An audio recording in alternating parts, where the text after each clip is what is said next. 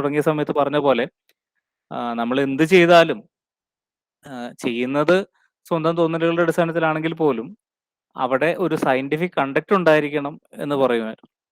അപ്പോൾ അതാണ് പ്രധാനം. അപ്പോൾ നമുക്ക് നോക്കാം. നമ്മൾ ഇന്ന് പ്രധാനമായിട്ട് സംസാരിക്കാൻ ഉദ്ദേശിക്കുന്നത് ഗവേഷണത്തിലെ എത്തിക്സിനെ കുറിച്ചിട്ടും അതിൻ്റെ ഈ റിസർച്ച് ആൻഡ് പബ്ലിക്കേഷൻ എത്തിക്സ് എന്ന ആ വിഷയത്തിൽ സിലബസിന്റെ ഭാഗമായിട്ട് നമ്മൾ പറയുന്ന intellectual honesty, research integrity, scientific misconduct എന്നുള്ള വിഷയത്തെ കുറിച്ചിട്ടും. അതായത് സയന്റിഫിക് കണ്ടക്ട് വരുന്നത് സയന്റിഫിക് മിസ്കണ്ടക്ട് ഒഴിവാക്കുമ്പോഴാണ്.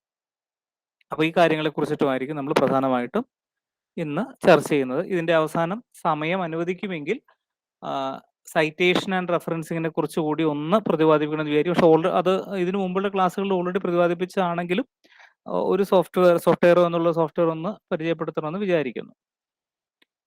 അപ്പോൾ ആദ്യത്തെ ചോദ്യം, എന്തുകൊണ്ടാണ് റിസർച്ചിൽ ഈ മിസ്കണ്ടക്ട് ഉണ്ടാവുന്നത്?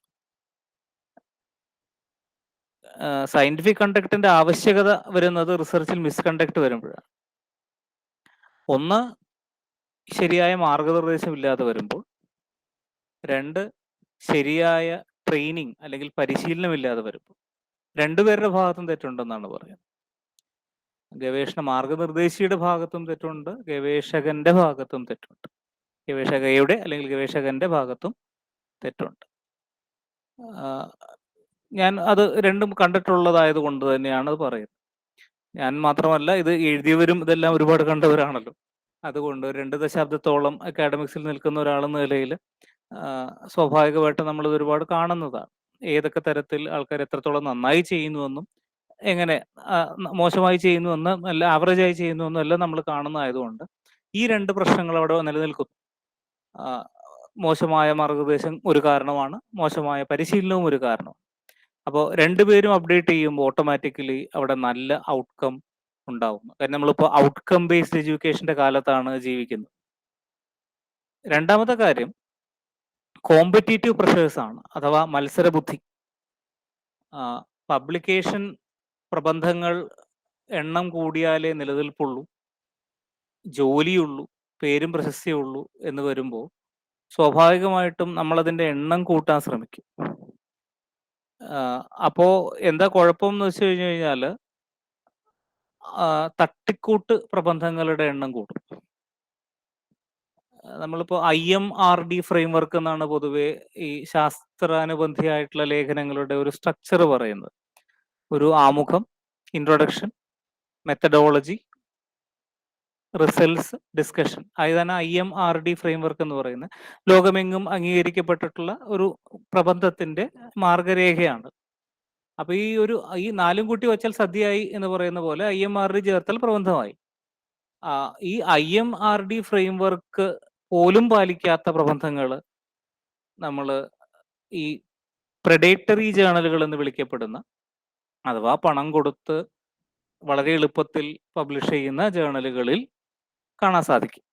ഈ ഫ്രെയിംവർക്ക് പോലും പാലിക്കപ്പെടാത്ത, സയന്റിഫിക് കണ്ടക്ട് പാലിക്കപ്പെടാത്ത പ്രബന്ധങ്ങൾ കാണാൻ സാധിക്കും. അതേസമയം വളരെ മികച്ച ജേണലുകൾ എന്നറിയപ്പെടുന്ന, ലോകത്തിലെ ഏറ്റവും വലിയ റാങ്കിങ് ഉള്ള ജേണലുകൾ എന്നറിയപ്പെടുന്ന, അത് ABDC ലിസ്റ്റ് ആയിരിക്കാം, സ്കോപ്പസിലെ Q1 Q2 ആയിരിക്കാം, വെബ് ഓഫ് സയൻസിലെ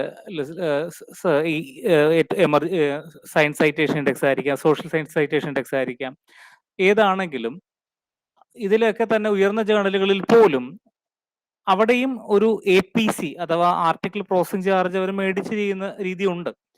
അവിടെ എന്തിനവർ മേടിക്കുന്നു എന്ന് വെച്ച് കഴിഞ്ഞ് കഴിഞ്ഞാൽ എല്ലാവരും കൂടി ആ വഴിക്ക് സബ്മിറ്റ് ചെയ്ത് അവരെ ബുദ്ധിമുട്ടിക്കാതിരിക്കാൻ വേണ്ടി കൂടിയാണ്. കാരണം ഗവേഷണം പലയിടത്തും ഫണ്ടഡ് ആണ്, പണം സ്ഥാപനങ്ങൾ നൽകുന്നുണ്ട്. എത്രത്തോളം വിദ്യാർത്ഥികൾക്ക് അതിനെക്കുറിച്ച് അറിയാമെന്ന് എനിക്കറിയില്ല. ഇപ്പോൾ പല ബിസിനസ് സ്കൂളുകളും ഇവിടെ തന്നെ പറയുകയാണെങ്കിൽ ഇപ്പോൾ രാജഗിരി ബിസിനസ് സ്കൂള്, SCMS അതുപോലുള്ള സ്ഥാപനങ്ങളിലൊക്കെ ഗവേഷണത്തിന് ഫണ്ടിങ് ഉണ്ട്. അപ്പോൾ ഒരു അധ്യാപകനോ അധ്യാപികയോ ഒരു പ്രബന്ധം ചെയ്യുമ്പോൾ അതിൻ്റെ ചെലവ് സ്ഥാപനം വഹിക്കും. പൂർണ്ണമായി വഹിക്കുന്ന അവസരങ്ങളുണ്ട്, ഭാഗികമായി വഹിക്കുന്ന അവസരങ്ങളുണ്ട്. ചിലപ്പോൾ ഇൻസെന്റിവൈസ് ചെയ്യുന്ന അവസരങ്ങളും ഉണ്ട്. അതായത് 1 ലക്ഷം രൂപയോളം ചെലവ് വരുന്ന ജേർണലിൽ ചെയ്ത് അത് Q1 ഒക്കെ ആയിരിക്കും. വളരെ ഉയർന്ന ജേർണലായിരിക്കും. അതിലൊക്കെ ചെയ്ത് കഴിയുമ്പോൾ രൂ. 1,50,000 അതിന് പ്രതിഫലമായി കൊടുക്കുന്ന അഥവാ ഒരു 50,000 ഇൻസെന്റീവ് ആണ്. അങ്ങനെ കൊടുക്കുന്ന സ്ഥാപനങ്ങൾ വരെ ഉണ്ട്. ഇത് IIM-ലും പാലിക്കപ്പെടുന്ന ഒരു രീതിയാണ്. അപ്പോ ഈ മത്സര ബുദ്ധിയുള്ള ഇതിൽ വരുമ്പോഴേക്കും നമ്മൾ ഈ താഴെത്തട്ടിലും കോമ്പറ്റീഷൻ ഉണ്ട്. ഈ ഉയർന്ന തട്ടിലും കോമ്പറ്റീഷൻ ഉണ്ട്. അപ്പൊ മത്സര ബുദ്ധിന്റെ ഒരു പ്രശ്നമാണ്. പേഴ്സണൽ സർക്കംസ്റ്റാൻസ് ഉണ്ട്. പ്രഷർ, നമ്മുടെ സമ്മർദ്ദം ഒരു പ്രശ്നമാണ്. എനിക്ക് ഒരു നല്ല പ്രബന്ധം എഴുതണം, എനിക്ക് നല്ല പേപ്പർ വേണം എന്നുള്ള ആ ഒരു ആഗ്രഹം നല്ലതാണ്. പക്ഷെ അവിടെയും പെട്ടെന്ന് വേണം എന്നുള്ളതാണ്. 9 മാസം 10 ദിവസം അഥവാ 10 ആർത്തവചക്രങ്ങൾ എടുത്തിട്ടാണ് ഒരു കുഞ്ഞ് ജനിക്കുന്നത്. പക്ഷേ നമുക്ക് ഇതിന്റെ ആ ഒരു പ്രോസസ്സിലേക്ക് എത്താതെ തന്നെ പറ്റുമെങ്കിൽ 5 മാസം കൊണ്ട് കുഞ്ഞ് ജനിക്കണം എന്നുള്ള ആശയത്തിൽ ഇപ്പൊ പലരും പ്രബന്ധങ്ങൾ സമർപ്പിക്കുന്നത് തന്നെ അടുത്ത മാസം ഇറങ്ങൂലേ അല്ലെങ്കിൽ അടുത്ത ആഴ്ച ഇറങ്ങൂലേ എന്ന പ്രതീക്ഷയിലാണ്. 4 മാസമെങ്കിലും വെയിറ്റ് ചെയ്യണമെന്ന് പറയുമ്പോൾ, റിവ്യൂ ടൈം ഉണ്ട് എന്ന് പറയുമ്പോൾ പലരുടെയും നെറ്റി ചുളിയുന്നത് കാണാറുണ്ട്. 4 മാസമൊക്കെ ഏറ്റവും കുറഞ്ഞതാണ്. അപ്പോൾ നല്ല ജേർണലുകളിലെ ഏറ്റവും കുറഞ്ഞ കാലയളവാണ് 4 മാസം എന്ന് പറയുന്നത്. അപ്പോ പലരുടെയും നെറ്റി ചുളിയും. അപ്പൊ എന്താ കുഴപ്പം വെച്ച് കഴിഞ്ഞാൽ അവിടെ ഈ ഒരു പ്രഷറാണ്. എത്രയും വേഗം അവർക്ക് അതിന്റെ ഫലത്തിലേക്ക് എത്തണം. അതൊരു പ്രശ്നമാണ്. പിന്നെ ഉള്ളത് നമ്മുടെ വ്യക്തിപരമായ മാനസികമായിട്ടുള്ള കാര്യങ്ങളാണ്. എനിക്ക് I feel proud when I get published. അതൊരു സ്വാഭാവികമായിട്ടുള്ള കാര്യമാണ്. ഞാൻ കുട്ടികളുടെ എന്താ പറയുക, നമ്മുടെ പ്രൊജക്റ്റുകളൊക്കെ നല്ല രീതിയിൽ ചെയ്ത പ്രൊജക്റ്റുകളാണെങ്കിൽ അത് പബ്ലിഷ് ചെയ്ത് കൊടുക്കാറുണ്ട്. കാരണം ഒരു നമ്മുടെ മാന്യമായുള്ള ഗവേഷണ ജേർണലുകളിലൊക്കെ ആ പേപ്പറുകളൊക്കെ വന്ന് കാണുമ്പോൾ കുട്ടികൾക്ക് ഒരു സന്തോഷമുള്ള കാര്യമാണല്ലോ, അതിനു വേണ്ടിയിട്ട്. സോ റിസർച്ച് ഇന്റഗ്രിറ്റി ആണ് അപ്പോൾ നമ്മുടെ അവിടെ ഉത്തരം എന്ന് പറയുന്നത്. ഇതൊക്കെ എങ്ങനെ നമുക്ക് ഒരു പോംവഴി, സയന്റിഫിക് കണ്ടക്ട് എങ്ങനെ ഉറപ്പുവരുത്താമെന്നുള്ളതിന് അവിടെ ഉത്തരമായിട്ട് പറയപ്പെടുന്നത്, ഒന്നാമത്തെ ഉത്തരം അല്ലെങ്കിൽ ഏറ്റവും പ്രധാനപ്പെട്ട ഉത്തരം എന്ന് പറയുന്നത് റിസർച്ച് ഇന്റഗ്രിറ്റിയാണ്. റിസർച്ച് ചെയ്യുന്ന എല്ലാ കാര്യത്തിലും കോൺഫിഡൻസും ട്രസ്റ്റും അത് എന്തിലുണ്ടായിരിക്കണം? മെത്തേഡ്സിലും ഫൈൻഡിങ്സിലും ഉണ്ടായിരിക്കണം. പല കാര്യങ്ങളും നമ്മൾ ചെയ്തു കഴിയുമ്പോൾ ഞാൻ നോക്കിയപ്പോൾ അങ്ങനെയാ കിട്ടിയത്. ഞാൻ വിവരം ശേഖരിച്ചപ്പോൾ അങ്ങനെയാ കിട്ടിയത്. അതായത് ഇതുവരെ കിട്ടിയ നമ്മുടെ നമ്മൾ പറഞ്ഞല്ലോ, ലിറ്ററേച്ചർ റിവ്യൂ എന്ന രീതിയിൽ നമ്മൾ പഴയ പ്രബന്ധങ്ങളെല്ലാം നോക്കി അതുവരെ കണ്ടിട്ടുള്ള ചരിത്രത്തിൽ കണ്ടതിന് വിരുദ്ധമായിട്ടാണ് എനിക്ക് എൻ്റെ ഗവേഷണ ഫലങ്ങൾ കിട്ടിയിട്ടുള്ളത്, അല്ലെങ്കിൽ എനിക്ക് എൻ്റെ ഗവേഷണ വിവരങ്ങൾ കിട്ടിയിട്ടുള്ളത്. അങ്ങനെ വരുന്ന ഒരു അവസരത്തിൽ അവിടെ കോൺഫിഡൻസും ട്രസ്റ്റും മെത്തേഡ്സിനും ഫൈൻഡിങ്സിനും ചോദ്യം ചെയ്യപ്പെടുകയാണ്. സത്യത്തിൽ നിങ്ങൾ മെത്തേഡ്സിൽ എന്തെങ്കിലും പ്രശ്നമുണ്ടോ? നിങ്ങളുടെ ഫൈൻഡിങ്സിൽ എന്തെങ്കിലും പ്രശ്നമുണ്ടോ? ആ ചോദ്യം ചെയ്യലിന് നമുക്ക് ഉത്തരം പറയാൻ സാധിക്കുകയാണെങ്കിൽ തീർച്ചയായിട്ടും നമുക്ക് നമ്മുടെ ആശയങ്ങളോട് നമുക്ക് അവതരിപ്പിക്കാം. Contradictory findings can be presented if the methods are defendable. Contradictory findings വരാം, ഒന്നുമില്ല. തീർച്ചയായിട്ടും നമുക്ക് പറയാം, നമുക്ക് ചോദ്യം ചെയ്യാം. പഴയ തിയറിനൊക്കെ നമുക്ക് ചോദ്യം ചെയ്യാം, പ്രൊവൈഡഡ് ദ മെത്തേഡ്സ് ആർ ഡിഫെൻഡബിൾ. അപ്പോൾ ആ പ്രശ്നമാണ് ഇവിടെ നമുക്ക് വരേണ്ടത്. അതിൽ ഒന്നാമത്തെ കാര്യം എപ്പോഴും ഹോണസ്റ്റിയാണ്. എല്ലാ ഘട്ടത്തിലും ഹോണസ്റ്റി ഉണ്ടായിരിക്കുക. രണ്ടാമത്തത് റിഗർ എന്നാണ് നമ്മൾ ഇതിനെ പറയുന്നത്. താല്പര്യമാണ് ഉദ്ദേശിക്കുക. ഇൻട്രസ്റ്റിനേക്കാൾ ഉപരിയുള്ള റിസർച്ച് എന്ന് കേൾക്കുമ്പോൾ തന്നെ തിളക്കണം ചോരചരമ്പുകളിൽ എന്ന് പറയുന്ന പോലെയുള്ള ഒരു സ്പിരിറ്റ് ആണ് അവിടെ ഉദ്ദേശിക്കുന്നത്. നമ്മൾക്ക് റിസർച്ചിന് രജിസ്റ്റർ ചെയ്ത കുട്ടികൾ പോലും നാളെ ഒരു ക്ലാസ് ഉണ്ട് കേട്ടോ എന്ന് കേൾക്കുമ്പോൾ, ഇനി ഒരു ക്ലാസ് കൂടെ ഉണ്ടല്ലേ എന്ന് കേൾക്കുന്ന ആ ഒരു തണുപ്പൻ സമീപനമൊക്കെ ഇഷ്ടംപോലെ കാണുന്നുണ്ട്, കേൾക്കുന്നുണ്ട്. എൻ്റെ സ്വന്തം ഗവേഷണ വിദ്യാർത്ഥികൾ പോലും ഞാൻ തന്നെ അറേഞ്ച് ചെയ്യുന്ന ക്ലാസ്സുകളിൽ പോലും കയറാറില്ല. Which means it's a lack of rigour. അത് ഈ റിഗർ ഇല്ലായ്മയാണ്. അതേസമയം കഴിഞ്ഞ ദിവസം മഹാരാജാസിലെ കോഴ്സ് വർക്ക് ക്ലാസ് നടക്കുന്നു, അല്ലെങ്കിൽ ഈ കോഴ്സ് വർക്ക് ക്ലാസ്സുകളിൽ പോലും ഞാൻ കയറാറുണ്ട്. അത് എൻ്റെ റിഗറിന്റെ തെളിവാണ്. അപ്പോ ഇതിനെയാണ് നമ്മൾ റിഗർ എന്ന് ഉദ്ദേശിക്കുന്നത്. നിങ്ങൾക്ക് എത്രത്തോളം ഈ ഗവേഷണം എന്ന് കേൾക്കുമ്പോൾ അതിനെക്കുറിച്ച് കേൾക്കാനും ഇനിയും പഠിക്കാനും ചെയ്യാനും ഉള്ള ആ ഒരു താല്പര്യമുണ്ട്. ഒരു പുതിയ ഗവേഷണ വിഷയത്തിലേക്ക് എത്താൻ, ഒരു പരികല്പനയിലേക്ക് എത്താൻ എത്രത്തോളം താല്പര്യമുണ്ട് എന്നുള്ളതിൻ്റെയൊക്കെ വിഷയമാണ്. പിന്നെ മൂന്നാമത്തെ കാര്യം എന്ന് പറയുന്നത് ആരുടെയോ മൈക്ക് ഓൺ ആണ്. ഒന്ന് ശ്രദ്ധിക്കുക. മൂന്നാമത്തെ കാര്യം എന്ന് പറയുന്നത് ട്രാൻസ്പെറൻസി ആൻഡ് ഓപ്പൺ കമ്മ്യൂണിക്കേഷൻ ആണ്. നമ്മുടെ സുതാര്യത പാലിക്കണം എന്ന് പറയുന്നുണ്ട്. പക്ഷെ ഇവിടെയും നമ്മുടെ നാട്ടിലൊരു ചെറിയ പ്രശ്നമുണ്ട്. കാര്യം നമ്മുടെ വിഷയം മറ്റൊരാളോട് ചർച്ച ചെയ്യാനൊക്കെ നമുക്ക് ഇത്തിരി മടിയുള്ള കാര്യമാണ്. കാര്യം അയാൾ കോപ്പി അടിക്കുമോ എന്നുള്ള പേടിയുണ്ട്, അയാൾ ചോദ്യം ചോദിക്കുമോ എന്നുള്ള പേടിയുണ്ട്, ഒരുപാട് പ്രശ്നങ്ങളൊക്കെ ഉണ്ട്. അപ്പോൾ ഇതൊക്കെ എലിജിബിൾ ആണെങ്കിൽ ചെയ്യുക, അത്രേ നമ്മൾ പറയുള്ളൂ. നമ്മളിതൊക്കെ ചർച്ച ചെയ്യാൻ പറ്റിയ വേദികളിൽ ചർച്ച ചെയ്യുക. എല്ലാവരോടും പറഞ്ഞു നടക്കേണ്ട കാര്യമൊന്നുമില്ല. Then care and respect for all participants. നമ്മളുടെ ഗവേഷണവുമായി ബന്ധപ്പെട്ട് അതിൽ പങ്കെടുക്കുന്ന ആൾക്കാരുണ്ടാവും. അതായത് നമ്മൾ വിവരങ്ങൾ ശേഖരിക്കുന്ന ആൾക്കാരുണ്ടാവും. അവർക്ക് വേണ്ട ബഹുമാനവും സംരക്ഷണവും കൊടുക്കുക എന്നുള്ളതാണ് റിസർച്ചിന്റെ പ്രധാനം. കാര്യം ആർക്കും ഒരു ദ്രോഹവും ചെയ്യാൻ പാടില്ല എന്നുള്ളതാണ്. No harm to anybody. അതുകൊണ്ടാണ് ഇപ്പോഴത്തെ സിനിമകളിൽ പോലും ഇപ്പൊ ആ ഒരു സർട്ടിഫിക്കറ്റ് പറയാറുണ്ടല്ലോ. ഈ ചലച്ചിത്രത്തിന്റെ ചിത്രീകരണ വേളയിൽ ഒരു മൃഗങ്ങൾക്കും ഒന്നും സംഭവിച്ചിട്ടില്ല എന്നൊക്കെ ഒരു സർട്ടിഫിക്കറ്റ് കൊടുത്തിട്ടാണ്. അതും മാൻഡേറ്ററി ആണ്. റിസർച്ചിലും ഇത് മാൻഡേറ്ററി ആണ്. നമ്മൾ ആർക്കും ഒരു ഉപദ്രവം ഉണ്ടാക്കിയിട്ടില്ല എന്ന് സർട്ടിഫൈ ചെയ്യുക എന്നുള്ള രീതി. ഒപ്പം അക്കൗണ്ടബിൾ ആയിരിക്കുക, കണക്ക് അവതരിപ്പിക്കുക, അല്ലെങ്കിൽ അതിന് ഉത്തരവാദിത്ത ബോധം ഉണ്ടായിരിക്കുക എന്നാണ് പറയുക. അതായത് we are getting sometimes public fund also as fellowships. So be accountable for your work. അവിടെ ചില എത്തിക്കൽ ആസ്പെക്ട്സ് ഉണ്ട് രണ്ട് രീതിയിൽ. ഒന്ന് പാർട്ടിസിപ്പൻസിനോടുള്ള ഉത്തരവാദിത്തമുണ്ട്, ഒപ്പം റിസർച്ചിന്റെ സൈഡിൽ നിന്നുള്ള റിസർച്ചറുടെ ഭാഗത്തു നിന്നുള്ള ഉത്തരവാദിത്തങ്ങളുണ്ട്. പാർട്ടിസിപ്പൻസിനോട് നമ്മൾ ഇൻഫർമേഷൻ കളക്ട് ചെയ്യുന്ന കാര്യത്തിൽ അവരുടെ കൺസെന്റ് അഥവാ അനുമതി മേടിച്ചിട്ട് വേണം അവരിൽ നിന്ന് വിവരങ്ങൾ ശേഖരിക്കാൻ. അവരുടെ അനുമതി ഇല്ലാതെ, അതുകൊണ്ടാണ് അതൊക്കെ വിവാദമാകുന്നത്. നമ്മൾ കൊറോണ കാലഘട്ടത്തിൽ പോലും ചില വിവാദങ്ങളെ കുറിച്ചൊക്കെ കേട്ടിരുന്നു. അവിടെ വിവരങ്ങൾ അങ്ങോട്ട് പോയി ഇങ്ങോട്ട് പോയി എന്നൊക്കെ പറഞ്ഞിട്ടൊക്കെ. കാര്യം നമ്മുടെ വെറും പേരും മൊബൈൽ നമ്പറും പോലും ഒരു സെല്ലബിൾ ഡാറ്റയാണ്. മനസ്സിലാക്കേണ്ട ഒരു കാര്യമാണ്. Even that is a sellable data. ഇന്നത്തെ മാർക്കറ്റിംഗ് വിപണിയിൽ അതുപോലും ഒരു സെല്ലബിൾ ഡാറ്റയാണ്. അപ്പോൾ എന്ത് വിവരം ആരിൽ നിന്ന് ശേഖരിക്കുമ്പോഴും തീർച്ചയായിട്ടും അവരുടെ അനുവാദം സ്വീകരിച്ച് ഇൻഫോംഡ് കൺസെന്റോടുകൂടി എന്തിനു വേണ്ടിയാണ് നിങ്ങൾ ഈ വിവരശേഖരണം നടത്തുന്നത്, നിങ്ങൾ എങ്ങനെയാണ് ഇത് ഉപയോഗിക്കുക, അതിലെ പ്രൈവസി, അവരുടെ സ്വകാര്യതയെ മാനിച്ചുകൊണ്ട് തന്നെയാണോ ഇത് കളക്ട് ചെയ്യപ്പെടുന്നത്, സെൻസിറ്റീവ് ആയിട്ടുള്ള വിവരങ്ങൾ ശേഖരിക്കപ്പെടുന്നുണ്ടോ, ഇങ്ങനെയുള്ള കാര്യങ്ങളെല്ലാം ശ്രദ്ധിച്ചതിന് ശേഷം മാത്രമായിരിക്കണം ഈ വിവരശേഖരണം നടക്കേണ്ടത്. ഒപ്പം നേരത്തെ പറഞ്ഞതുപോലെ പാർട്ടിസിപ്പന്റിന് യാതൊരു തരത്തിലുള്ള ബുദ്ധിമുട്ടും ഉണ്ടാക്കാൻ പാടില്ല. അവിടെ അത് ശാരീരികമോ മാനസികമോ ആവാം. കാരണം ഞാനിപ്പോ ഒരു അപകടം നേരിൽ കണ്ട ആളോടാണ് ചോദിക്കുന്നതെന്ന് വിചാരിക്കുക. ഇപ്പൊ നമ്മളൊരു മരണ വീട്ടിൽ ചെന്ന് കഴിഞ്ഞു കഴിഞ്ഞാൽ നമുക്കൊരു ഉള്ളൊരു സ്വഭാവമുണ്ട്. എന്താ പറ്റിയെ? എന്താ പറ്റിയെ? വന്നവരെല്ലാരും ആ അടുത്ത ബന്ധുവിനോട് ഇങ്ങനെ ചോദിച്ചുകൊണ്ടിരിക്കും. ഞാൻ ഒരു നിവൃത്തി ഉണ്ടെങ്കിൽ ചോദിക്കാത്ത കാര്യമാണ്. കാര്യം ആ ഒരു സീൻ മനസ്സിൽ റീക്രിയേറ്റ് ചെയ്യുക എന്ന് പറയുന്നത് അയാളെ സംബന്ധിച്ച് ഒരു ട്രോമയാണ്, ഒരു മെന്റൽ ട്രോമയാണ്.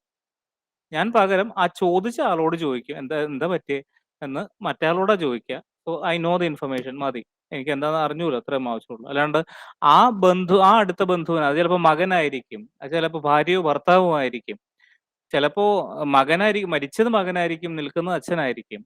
ആ മനുഷ്യന് വീണ്ടും ആ ഒരു ദുരന്ത മുഖത്ത് കൂടി മാനസികമായിട്ട് അതിൽ കൂടി കടത്തിവിടാൻ എനിക്ക് താല്പര്യമില്ലാത്തതുകൊണ്ട് ഞാൻ പലപ്പോഴും ഈ ചോദ്യം ഒഴിവാക്കാറുണ്ട്.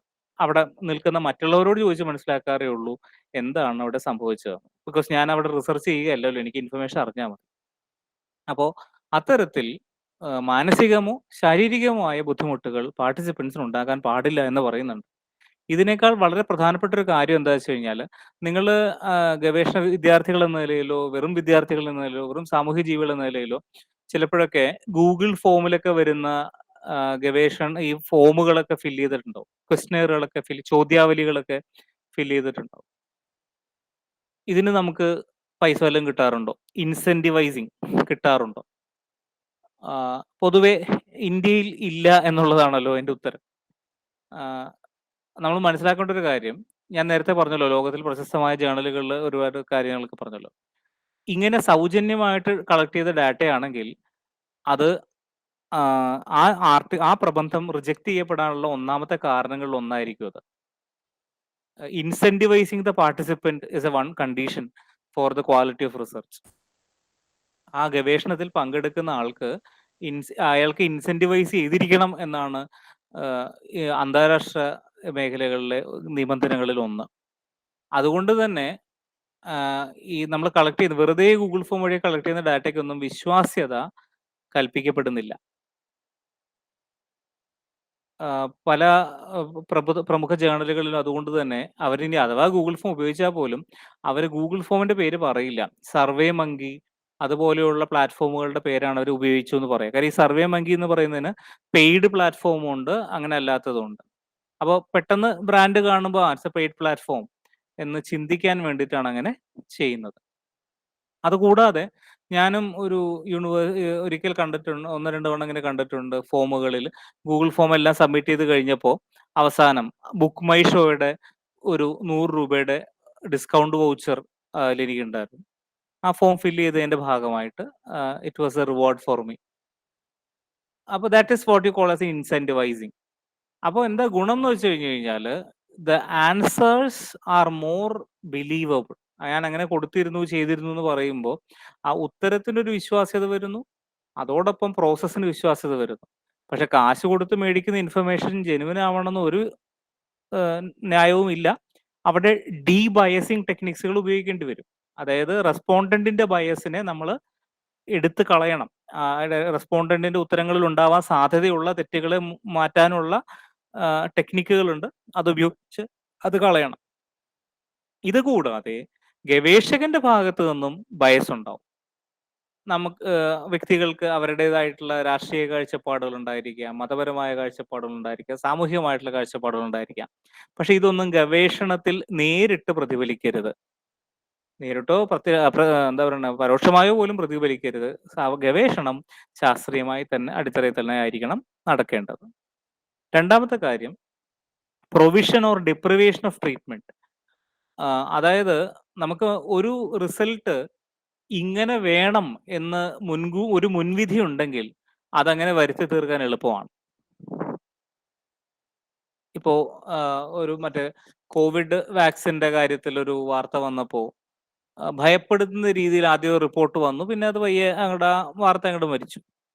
അപ്പോൾ അതിനെക്കുറിച്ച് പറഞ്ഞപ്പോഴുള്ള ഒരു റിസർച്ചറുടെ കമന്റ് എങ്ങനെയായിരുന്നു? അതിന്റെ ഇടയ്ക്ക് ഇപ്പോൾ നമ്മൾ ചൂടുകാലത്ത് തണുത്ത വെള്ളം കുടിക്കുന്നതിനെ കുറിച്ചിട്ട് ഈ വാട്സപ്പ് യൂണിവേഴ്സിറ്റികളിൽ അങ്ങനെ പലത് കറങ്ങി നടക്കുമല്ലോ. അപ്പോ ഇതിനൊന്നും ഗവേഷണ അടിത്തറ ഉണ്ടാവില്ല. When A doctor makes A proper comment on that, അത് കുറച്ചും കൂടി ക്ലിയർ ആയിരിക്കും. അപ്പൊ ഈ റിസർച്ചിലും ഇങ്ങനെയുള്ള റിസൾട്ടുകൾ ഉണ്ടാക്കിയെടുക്കാൻ എളുപ്പമാണ്. ചില കാര്യങ്ങൾ ചെയ്തോ ചെയ്യാതെ ഇരുന്നോ താൽക്കാലികമായിട്ട് റീപ്രൊഡ്യൂസബിൾ അല്ലാത്ത റിസൾട്ട്സ് ഉണ്ടാക്കിയെടുക്കാൻ എളുപ്പമാണ്. അങ്ങനെ ചെയ്യരുത്. ദെൻ ശരിയല്ലാത്ത മെത്തഡോളജികൾ ഉപയോഗിക്കുക. റിസർച്ച് മെത്തഡോളജിയിൽ അപ്രോപ്രിയേറ്റ് അല്ലാത്ത മെത്തഡോളജി ഉപയോഗിക്കുന്നതും ഒരു തെറ്റാണ്. അതാ ഞാൻ ആദ്യമേ പറഞ്ഞത്, നമ്മുടെ ഗവേഷണത്തിന്റെ രീതിശാസ്ത്രം അവിടെ നമ്മൾ ഡിഫെൻഡബിൾ ആയിരിക്കണം. ചോദ്യം ചെയ്യപ്പെടുന്നത് എപ്പോഴും അതാണ്. നിങ്ങൾ എങ്ങനെ നിങ്ങളുടെ സാമ്പിൾ എടുത്തു, നിങ്ങൾ എങ്ങനെ ചോദ്യാവലികൾ വ്യക്തമായിട്ട് അത് തിരഞ്ഞെടുത്തു, ഈ കാര്യങ്ങളാണ് അവിടെ ഡിഫെൻഡ് ചെയ്യുക. ഫൈൻഡിങ്സ് ബാക്കി കാര്യങ്ങളൊക്കെ ഓരോരുത്തർ ഓരോ രീതിയിൽ എഴുതുക. പക്ഷെ നിങ്ങളുടെ ആ മെത്തഡോളജി ക്ലിയർ അല്ലെങ്കിൽ, അത് അപ്രോപ്രിയേറ്റ് അല്ലെങ്കിൽ തീർച്ചയായും വഴിതെറ്റിപ്പോവും. റിപ്പോർട്ടിംഗ് ഇൻകറക്റ്റ് ആണെങ്കിൽ അതൊരു പ്രശ്നമാണ്. കൂടാതെ കിട്ടിയ വിവരങ്ങൾ ദുരുപയോഗം ചെയ്യുന്നതും തെറ്റാണ്. ഇനി ഇതോടൊപ്പം കണക്ട് ചെയ്ത് പറയുന്ന ഒരു കാര്യമാണ് ഇന്റലക്ച്വൽ ഹോണസ്റ്റി എന്ന് പറയുന്ന കാര്യം. അവിടെ ഉദ്ദേശിക്കുന്നത്, നമ്മളിപ്പോ പറഞ്ഞല്ലോ, ഇപ്പൊ ഒരു ഗവേഷണ മാർഗദർശി എന്ന നിലയിലോ അല്ലെങ്കിൽ ഈ പറഞ്ഞ പോലെ ക്ലാസ്സുകൾ എടുക്കാൻ പോകുന്ന ആളുടെ നിലയിലൊക്കെ നമ്മളുടെ അടുത്ത് ഒരുപാട് പേര് ഇതുമായിട്ട് ബന്ധപ്പെട്ട് ചർച്ചകൾക്ക് വരും. ഈ ചർച്ചകളിൽ കിട്ടുന്ന കാര്യങ്ങൾ ദുരുപയോഗം ചെയ്യാതിരിക്കുക, ആൻഡ് അത് ഏറ്റവും നല്ല രീതിയിൽ അവർക്ക് പ്രയോജനം ചെയ്യുന്ന രീതിയിൽ മാത്രം, പ്രൊഫഷണൽ സ്റ്റാൻഡേർഡ്സിൽ മാത്രം, റെസ്പോൺസിബിൾ പ്രാക്ടീസ് ഓഫ് റിസർച്ച് മാത്രം ചെയ്യുക എന്നുള്ളതും ഒരു ഉത്തരവാദിത്വമാണ്.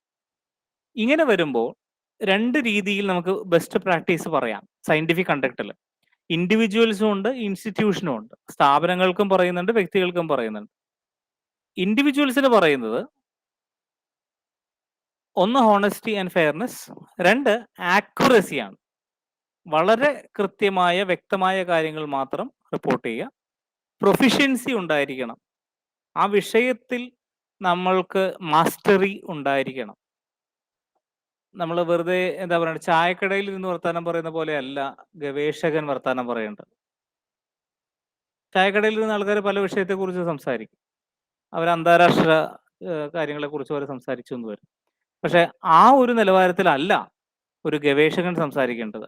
വ്യക്തമായ പ്രൊഫിഷ്യൻസിയോടുകൂടി, പൂർണ്ണമായ പാണ്ഡിത്യത്തോടു കൂടി വേണം കാര്യങ്ങൾ സംസാരിക്കാൻ.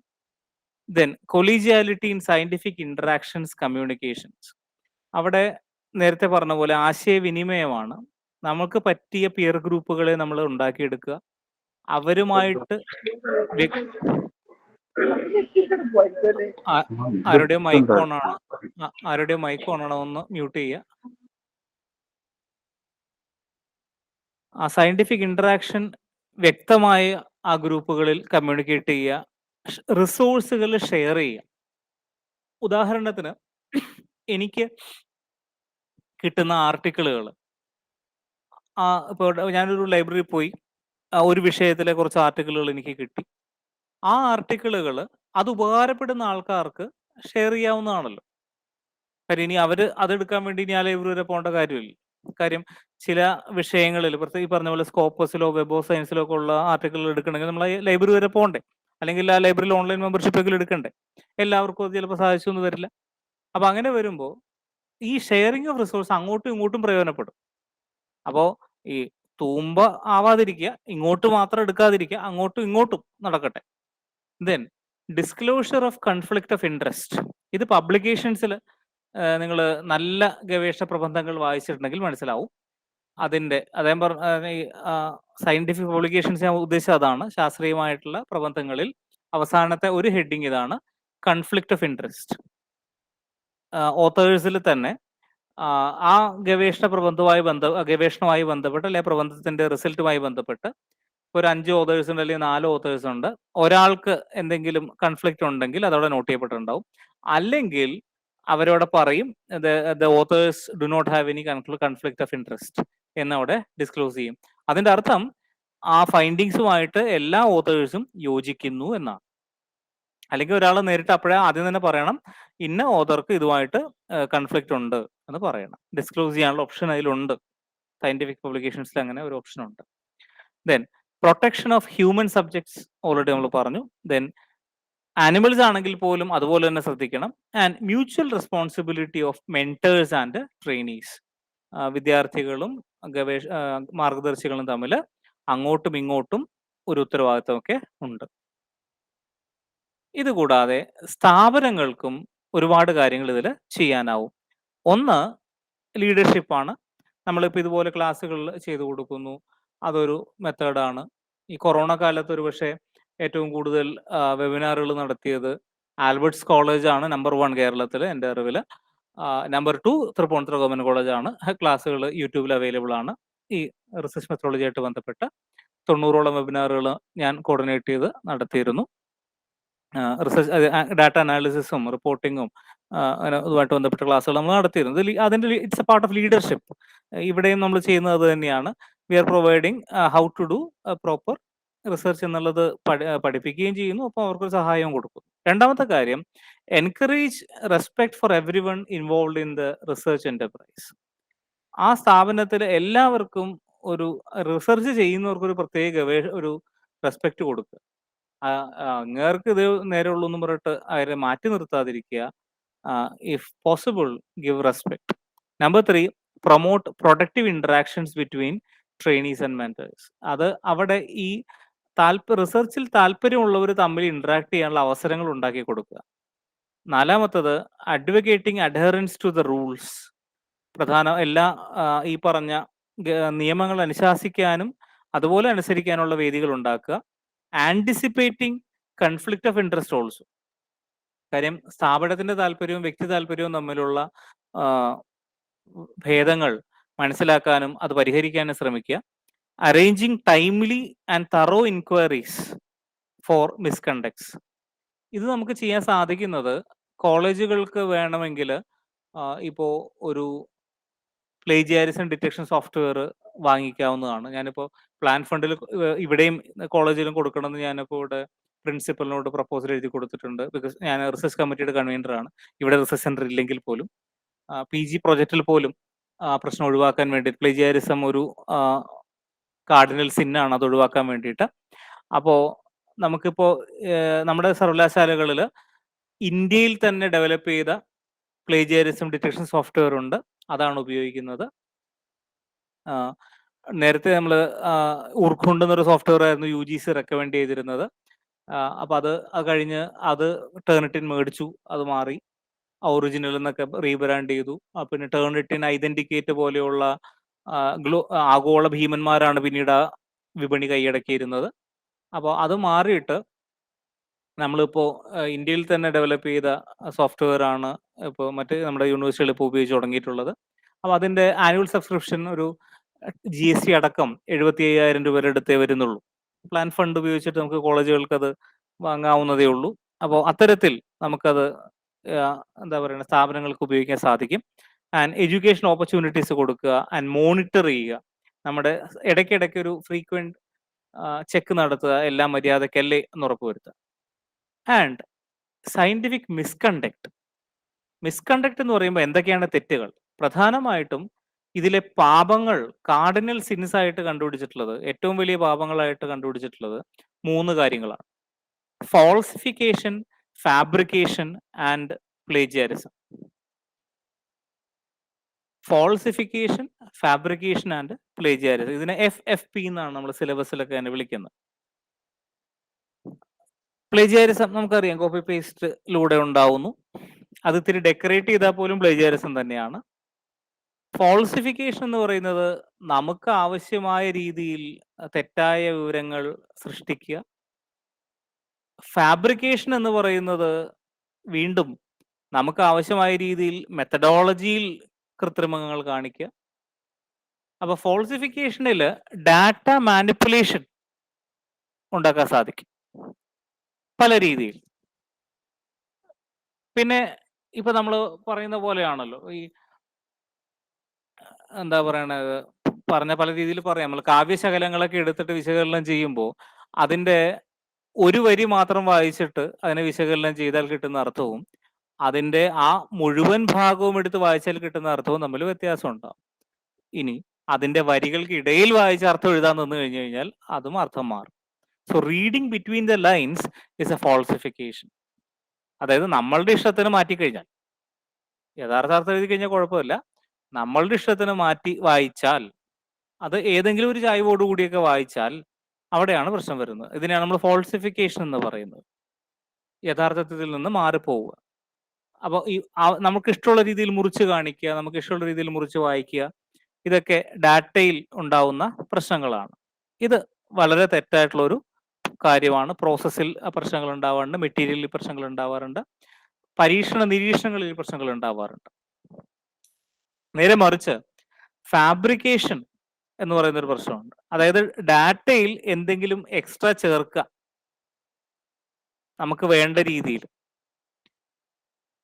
അതായത് ഇപ്പൊ ഗവേഷണം നടത്തുമ്പോൾ ചില ആൾക്കാർ ചെയ്യുന്ന ഒരു പരിപാടിയാണല്ലോ, 5 മിനിറ്റ് ഇന്റർവ്യൂ നടത്തുമ്പോഴേക്കും റെസ്പോണ്ടിന് നടത്തിയ, നമ്മളിപ്പോ ഒരു കവിയാണ് ഇന്റർവ്യൂ ചെയ്തുകൊണ്ടിരിക്കുന്നത്, അല്ലെങ്കിൽ വളരെ വിദഗ്ധനായിട്ടുള്ള ആളാണ് ഇന്റർവ്യൂ ചെയ്തുകൊണ്ടിരിക്കുന്നത്, ഒരുപാട് നേരമൊന്നും അദ്ദേഹം തരില്ല. അപ്പോ പ്രധാനപ്പെട്ട ചോദ്യങ്ങൾ മാത്രം പുള്ളിയോട് ചോദിക്കും, ബാക്കി നമ്മളങ്ങ് എഴുതും. സത്യത്തിൽ അത് ഫാബ്രിക്കേഷനാണ്.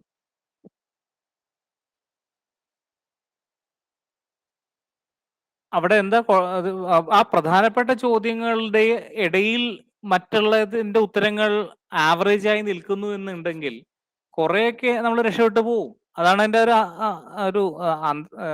ഒരു ലോജിക്കൽ രീതി അതാണ്. പക്ഷേ സത്യത്തിൽ അത് ഫാബ്രിക്കേഷനാണ്. പൂർണ്ണമായും ശാസ്ത്രീയമായല്ലോ അവിടെ കാര്യം നടക്കുന്നത്. അങ്ങനെ വന്നാൽ, അങ്ങനെ ചെയ്യുകയാണെങ്കിൽ. പിന്നെ ഈ പറഞ്ഞ പോലെ തന്നെ ഡാറ്റ കളക്ഷൻ രീതിയിലുള്ള പ്രശ്നങ്ങൾ വരാറുണ്ട്. ഒപ്പം നമ്മൾ സ്റ്റാറ്റിസ്റ്റിക്കൽ അനാലിസിസ് ചെയ്യുന്ന ഒരു ചെറിയ അഡ്ജസ്റ്റ്മെന്റുകളൊക്കെ ഉണ്ട്. നോർമാലിറ്റി ഉണ്ടാക്കാൻ വേണ്ടി ചെയ്യുന്ന കാര്യങ്ങൾ, ഡാറ്റയിൽ ചില കൃത്രിമങ്ങളൊക്കെ കാണിക്കും. കാര്യം ഞാനിപ്പോൾ ഒരു ഉദാഹരണം കാണിക്കാം വെറുതെ അത് മനസ്സിലാക്കാൻ വേണ്ടിയിട്ട്. കാര്യം നമ്മൾ ഗവേഷണത്തിൽ ഡാറ്റ കളക്ഷൻ ചെയ്യുന്ന എല്ലാവരും കണ്ടിട്ടുണ്ടാവുമല്ലോ. ഇത് കാണിച്ചുകൊണ്ട് ആരും കയറി ഇത് ഈ കള്ളത്തരം കാണിക്കരുത്. പക്ഷെ അതിനെ കള്ളത്തരം എങ്ങനെയാണ് വളരെ എളുപ്പത്തിൽ ചെയ്യുന്ന കള്ളത്തരം കാണിക്കുക. ഈ കള്ളത്തരം പിടിക്കാനുള്ള സംവിധാനം നമ്മുടെ അടുത്തുണ്ട് കേട്ടോ. നല്ല മാർഗദർശികൾക്ക് ഇത് പിടിക്കാനും അറിയാം. എൻ്റെ ഒരു സ്കോളർ ഇത് കൊണ്ടുവന്നപ്പോൾ ഞാൻ ഓടിച്ചു വിടുകയും ചെയ്തതാണ്. അപ്പോൾ സപ്പോസ് എൻ്റെ കയ്യിൽ എനിക്കൊരു 3 ചോദ്യങ്ങൾക്ക് ഉത്തരമാണ് എനിക്ക് വേണ്ടത്. ഈ 3 ചോദ്യങ്ങൾക്ക് വേണ്ട എൻ്റെ ഉത്തരം എന്ന് പറയുന്നത് വളരെ ശരിയാണ്, അങ്ങനെയുള്ള ഉത്തരങ്ങളാണെന്ന് വിചാരിക്കുക. നമ്മൾ ലിക്കേർട്ട് സ്കെയിൽ എന്ന് പറയും. Strongly agree to strongly disagree, 5, 4, 3, 2, 1 അങ്ങനെയുള്ള ഉത്തരങ്ങളാണ് എനിക്ക് വേണ്ടതെങ്കിൽ തൽക്കാലം ഞാൻ ഇവരോട് പറയും റാൻഡ് ബിറ്റ്വീൻ 1,5 എന്ന് ഉത്തരം തരാൻ പറഞ്ഞു കഴിഞ്ഞു കഴിഞ്ഞാൽ എത്ര സാമ്പിൾ ആണോ വേണ്ടത് അത്രയും സാമ്പിളിലേക്ക് എനിക്ക് ഡാറ്റ കിട്ടും.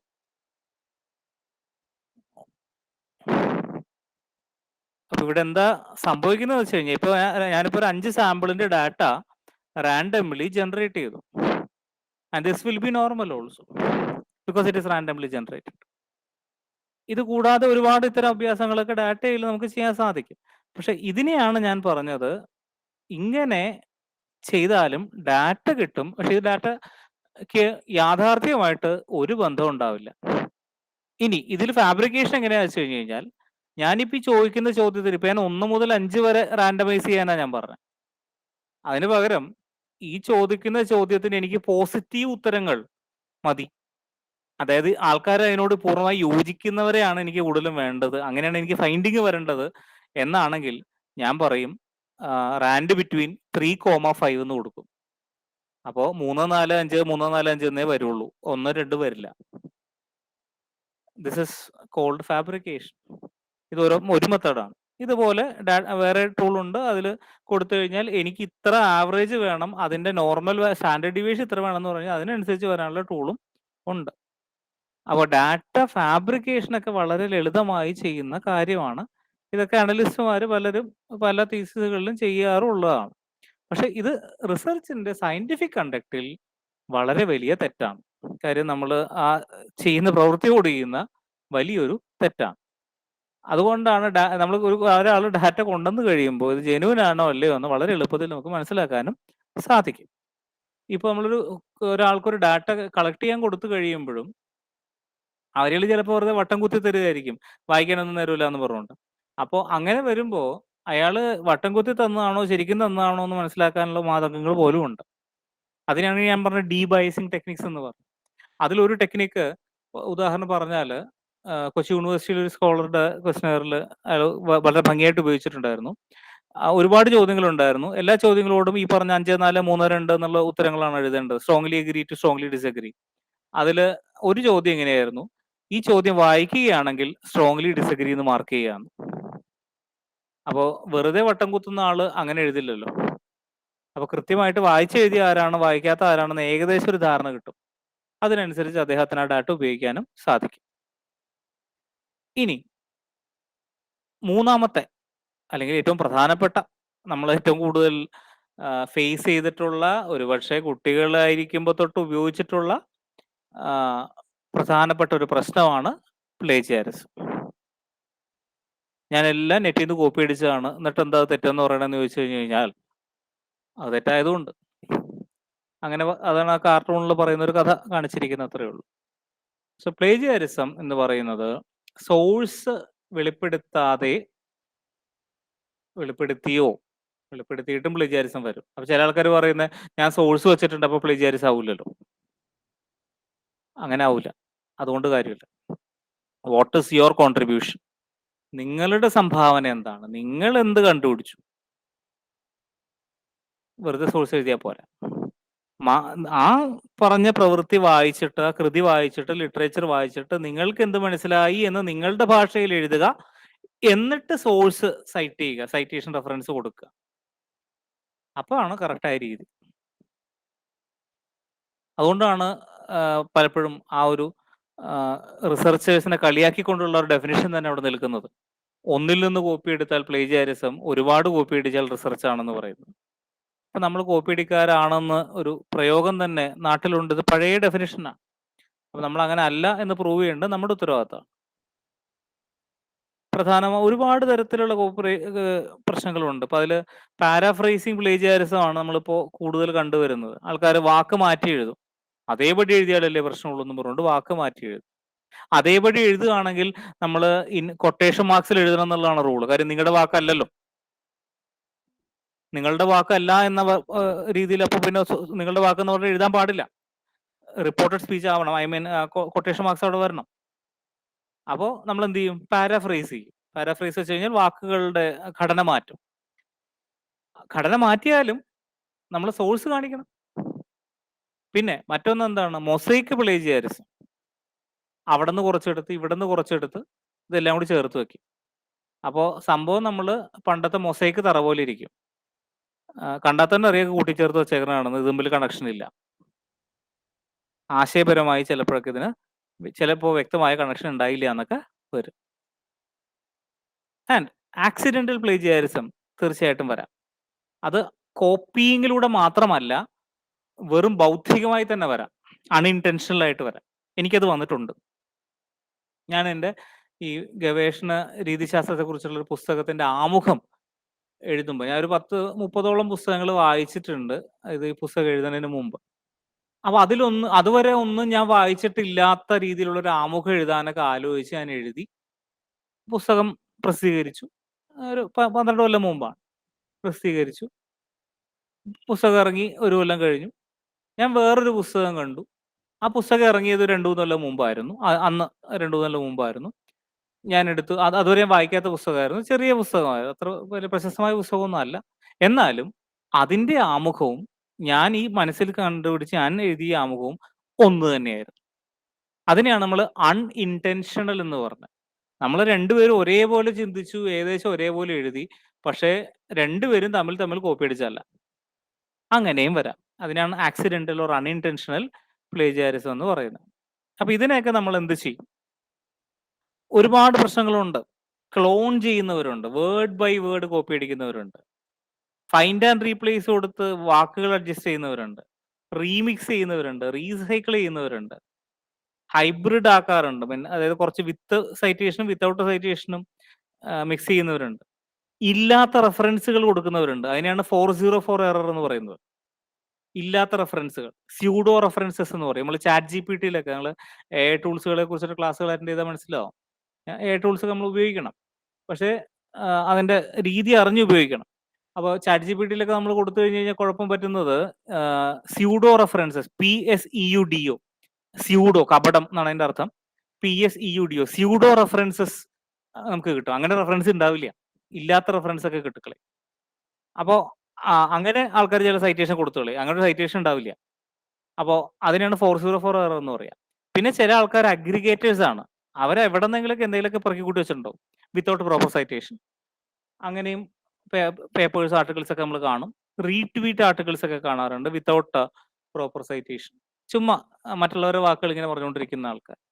അപ്പൊ എന്താ കുഴപ്പം വെച്ച് കഴിഞ്ഞാൽ ഇതൊക്കെ തെറ്റാണ്. നമ്മളത് ഒഴിവാക്കുക. Then redundant publications. ഇനി ഞാനൊരു ഉദാഹരണം ജസ്റ്റ് കാണിച്ചു തരാം. ഇതൊരു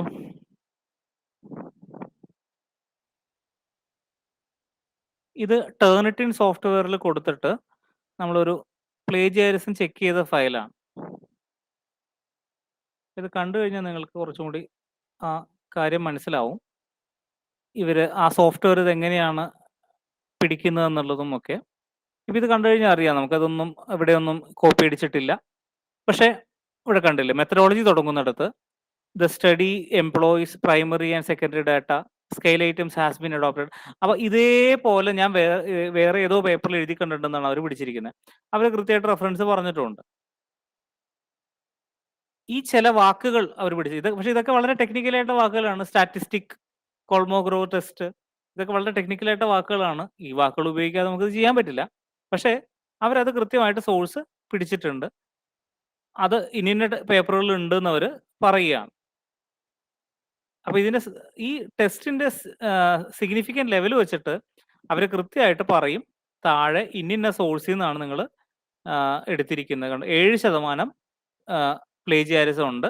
അപ്പോൾ സേക്രഡ് ആർട്സ് കോളേജിന്റെ സൈറ്റിൽ നിന്ന് ഉള്ളതാണെന്ന് പറഞ്ഞിട്ടുണ്ട്. കാര്യം സത്യത്തിൽ എൻ്റെ പേപ്പർ തന്നെയാണ്. ഈ ഈ കാണിച്ചിരിക്കുന്ന പേപ്പർ ആ കോളേജിൽ ഒരു കോൺഫറൻസിൽ ഞാൻ പ്രസന്റ് ചെയ്ത ഒരു പേപ്പർ തന്നെയാണ്. അപ്പോൾ ഇത്തരത്തിൽ പ്ലേജിയാരിസം നമ്മൾ പരമാവധി ഒഴിവാക്കുക.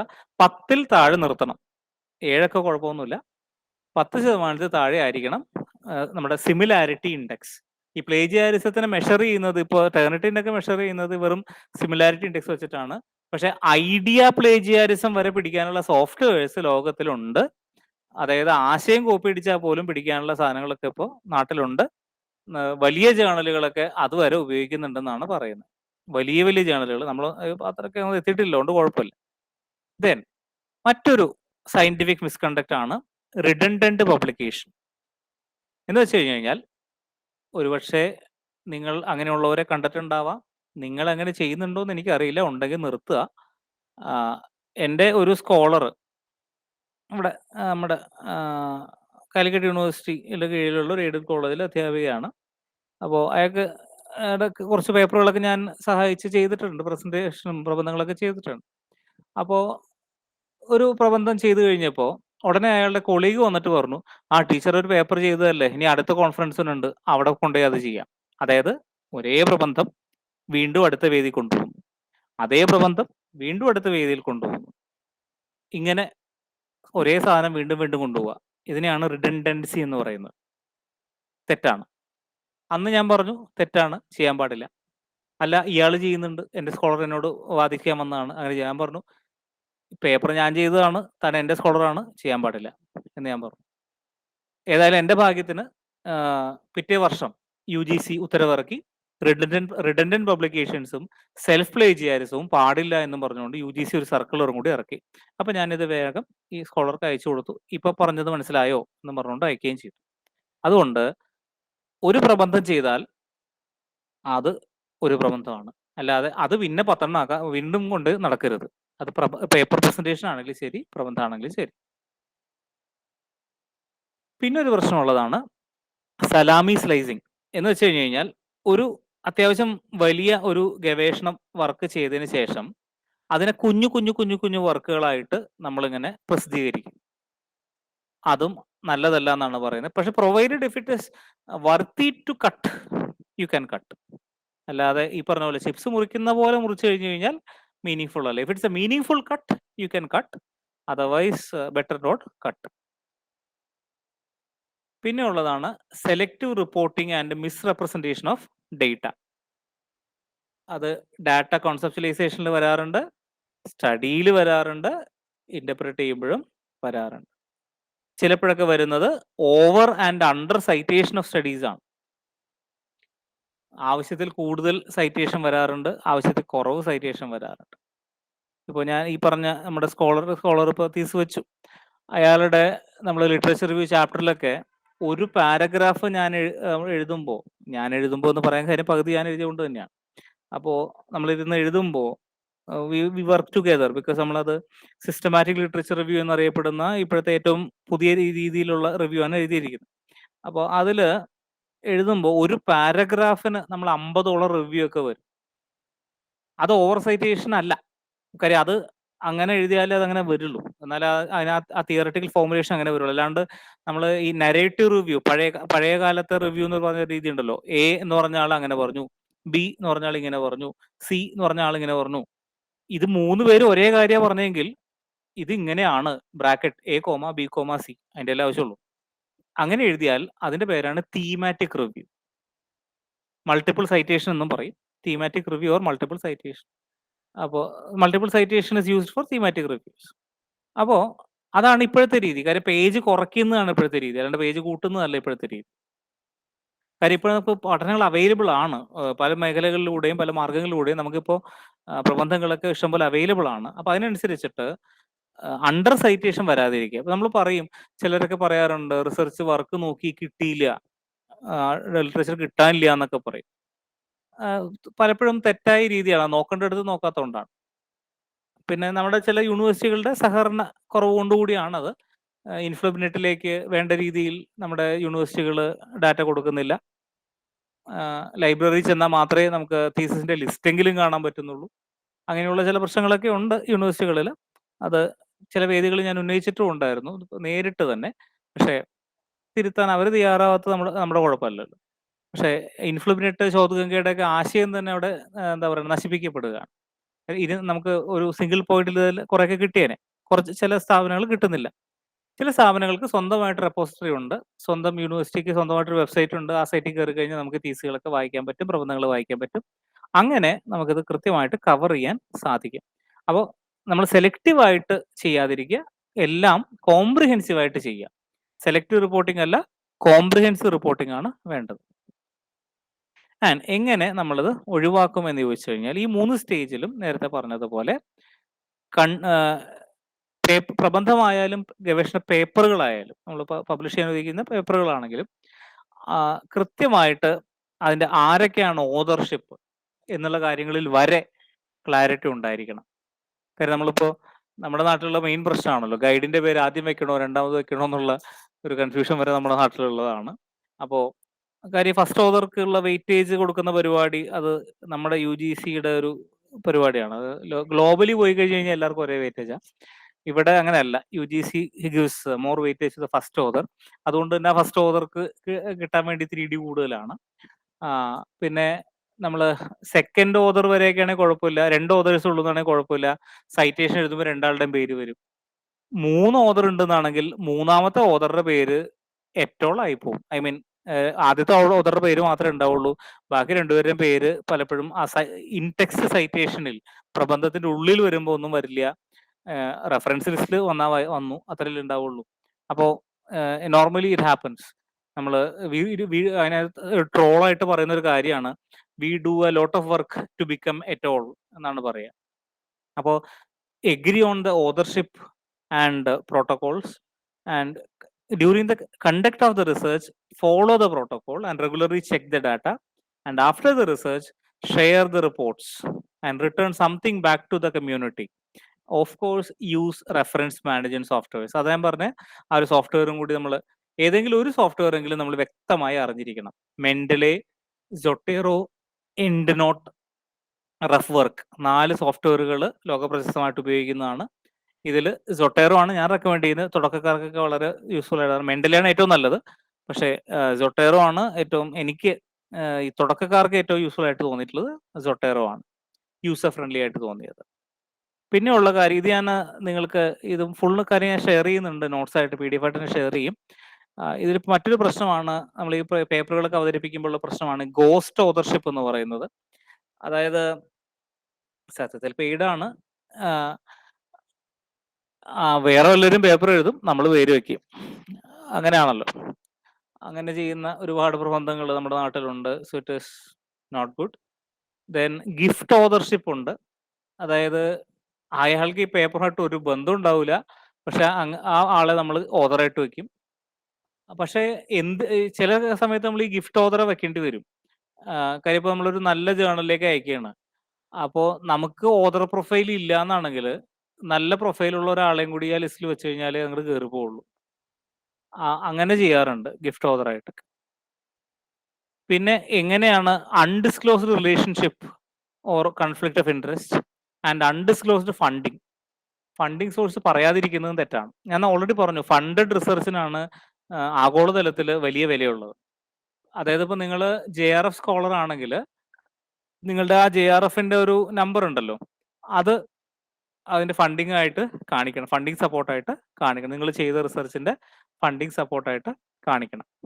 അത് പബ്ലിക്കേഷനൊക്കെ ഒരുപാട് ഉപകാരം ചെയ്യും.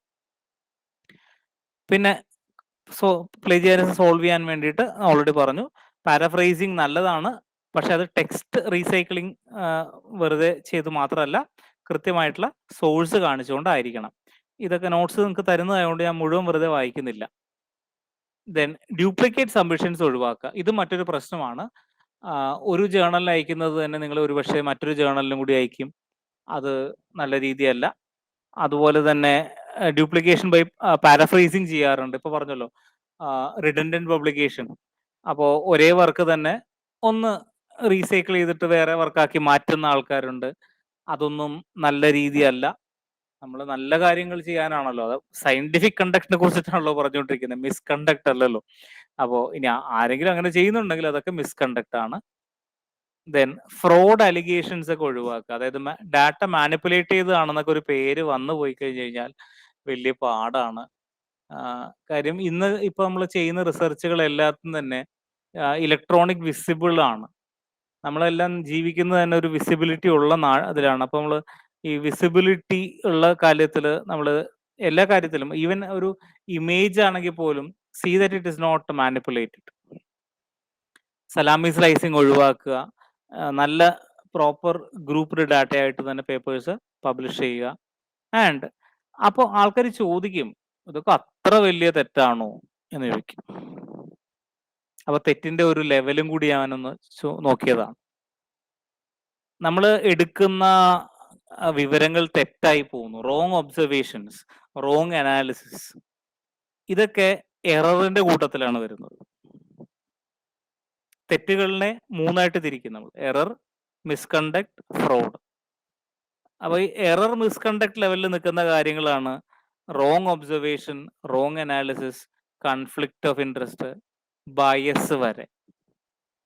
പക്ഷേ അത് കഴിഞ്ഞുള്ള കാര്യങ്ങൾ, undeserved authorships, suppressing data, plagiarism, falsification, fabrication, ഇതൊക്കെ ഇന്റൻഷണൽ ആണ്, അറിഞ്ഞുകൊണ്ട് ചെയ്യുന്നതാണ്. അറിഞ്ഞുകൊണ്ട് തെറ്റ് ചെയ്താൽ അത് ഫ്രോഡാണ്. So do you want to be called as a fraud? വെറുമൊരു മോഷ്ടാവായ ഒരു എന്നെ കള്ളൻ എന്ന് വിളിച്ചില്ലേ എന്ന് പറഞ്ഞതുപോലെ നമ്മള് എനിക്കൊരു തെറ്റ് പറ്റി എന്ന് പറയുന്നതിൽ ന്യായമുണ്ട്. എനിക്കൊരു അബദ്ധം പറ്റി എന്ന് പറയുന്നതിൽ ന്യായമുണ്ട്. ഞാൻ ജസ്റ്റ് ചെറുതായിട്ടൊരു കൊലപാതകം ചെയ്തു, ചെറുതായിട്ടൊരു കൊള്ള നടത്തി എന്ന് പറയുന്നതിൽ വലിയ ന്യായമൊന്നും ഇല്ല. സോ അതുകൊണ്ടാണ് ഇതിനെ കാർഡിനൽ സിൻസ് എന്ന് പറയുന്നത്. ഫോൾസിഫിക്കേഷൻ, ഫാബ്രിക്കേഷൻ ആൻഡ് പ്ലേജിയാരിസത്തിനൊക്കെ അത്രയും വലിയ പ്രശ്നമായിട്ട് പറയുന്നത് അതുകൊണ്ടാണ്. അപ്പൊ അതുകൊണ്ട് നിങ്ങൾ എന്ത് ചെയ്യണം? നല്ല രീതിയിൽ പേപ്പേഴ്സ് പബ്ലിഷ് ചെയ്യണം. അത് നമ്മുടെ നാടിന്റെ ഉന്നമനത്തിന് നല്ലതാണ്, ലോകത്തിന്റെ ഉന്നമനത്തിന് നല്ലതാണ്, നമ്മളുടെ പ്രശസ്തിക്ക് നല്ലതാണ്, നമ്മുടെ കോളേജിന്റെ പ്രശസ്തിക്ക് നല്ലതാണ്. അങ്ങനെ ഒരു ലിസ്റ്റ് തന്നെ ഉണ്ട് കേട്ടോ. നിങ്ങളുടെ അറിവിലേക്ക് പറയുന്നതാണ്. നിങ്ങൾ ഗൂഗിളിൽ നോക്കിക്കഴിഞ്ഞാൽ, ലിങ്ക്ഡിനിലൊക്കെ നോക്കിക്കഴിഞ്ഞാൽ അറിയാൻ സാധിക്കും. ഏറ്റവും കൂടുതൽ പ്രഡേറ്ററി പ്ലേജറിസ്റ്റ് ഇഷ്യൂസ് റിപ്പോർട്ട് ചെയ്തിട്ടുള്ള, അല്ലെങ്കിൽ റിട്രാക്ഷൻ റേഷ്യോ ഉള്ള, റിട്രാക്ഷൻ എന്നാണ് അതിനെ പറയുന്നത്, RETRACTION, റിട്രാക്ഷൻ. അതായത് പേപ്പറിൽ തെറ്റ് കണ്ടുപിടിച്ചിട്ട്, അഥവാ ഈ പറഞ്ഞ ഇഷ്യൂസ് കണ്ടുപിടിച്ച് കഴിയുമ്പോൾ നല്ല ജേണലുകൾ പേപ്പറുകളെ പുറത്താക്കും. അങ്ങനെ വരുന്ന കേസുകളുണ്ട്. പ്ലേജിയാരിസം ഇഷ്യൂസ് ഉണ്ട്. ഇങ്ങനെയൊക്കെ വരുന്നതിന്റെ പേരിൽ സ്ഥാപനങ്ങളുടെ ലിസ്റ്റ് പബ്ലിഷ്ഡ് ആണ്. അതിൽ സൗത്ത് ഇന്ത്യയിൽ നിന്നുള്ള സ്ഥാപനങ്ങളുടെ എണ്ണം വളരെ കൂടുതലാണ്. ഞാൻ കൂടുതൽ സ്പെസിഫിക് ആക്കുന്നില്ല. താല്പര്യമുള്ളവരോ ഒന്ന് വായിച്ചു നോക്കുക. അപ്പോൾ നമ്മളുടെ സ്ഥാപനം അതിൽ വരാൻ പാടില്ല, നമ്മളുടെ പേരും അതിൽ വരാൻ പാടില്ല. അതുകൊണ്ടാണ് നമ്മൾ we should be doing scientific conduct and not scientific misconduct. Thank you very much. And I think I have reached time. ഒരു കാര്യം കൂടി ഒന്ന് പറയുകയാണ്. കുട്ടികളും ഗവേഷകരൊക്കെ ഇതിലുള്ളത് കൊണ്ട്, ഇപ്പൊ ഞാൻ ഓൾറെഡി പറഞ്ഞല്ലോ, സൊട്ടേറോ എന്നുള്ളൊരു ആപ്ലിക്കേഷനെ കുറിച്ച് പറഞ്ഞു. അതുമാത്രം ഒന്ന് ഓടിച്ചൊരു 10 മിനിറ്റിൽ വേഗം പറയുകയാണ്. ഇതാണ് സൊട്ടേറോ എന്നുള്ള ആപ്ലിക്കേഷൻ. ഇത് നിങ്ങൾക്ക് ഗൂഗിളിൽ സൗജന്യമായിട്ട് ഡൗൺലോഡ് ചെയ്യാൻ സാധിക്കുന്നതാണ്. സൊട്ടേറോ ഡൗൺലോഡ് എന്ന് ഗൂഗിളിൽ സെർച്ച് ചെയ്ത് കഴിഞ്ഞ് കഴിഞ്ഞാൽ കിട്ടും. ഈ സൊട്ടേറോ 64 വിൻഡോസ് എന്നുള്ള സോഫ്റ്റ്വെയറും ഡൗൺലോഡ് ചെയ്യുക, ഇൻസ്റ്റാൾ ചെയ്യുക. അതുപോലെ തന്നെ ഈ സൊട്ടേറോ കണക്ടർ എന്ന് പറയുന്ന ഈ ടൂളും നമുക്ക് ആവശ്യമാണ്. ഇതിൽ ക്ലിക്ക് ചെയ്ത് കഴിഞ്ഞ് കഴിഞ്ഞാൽ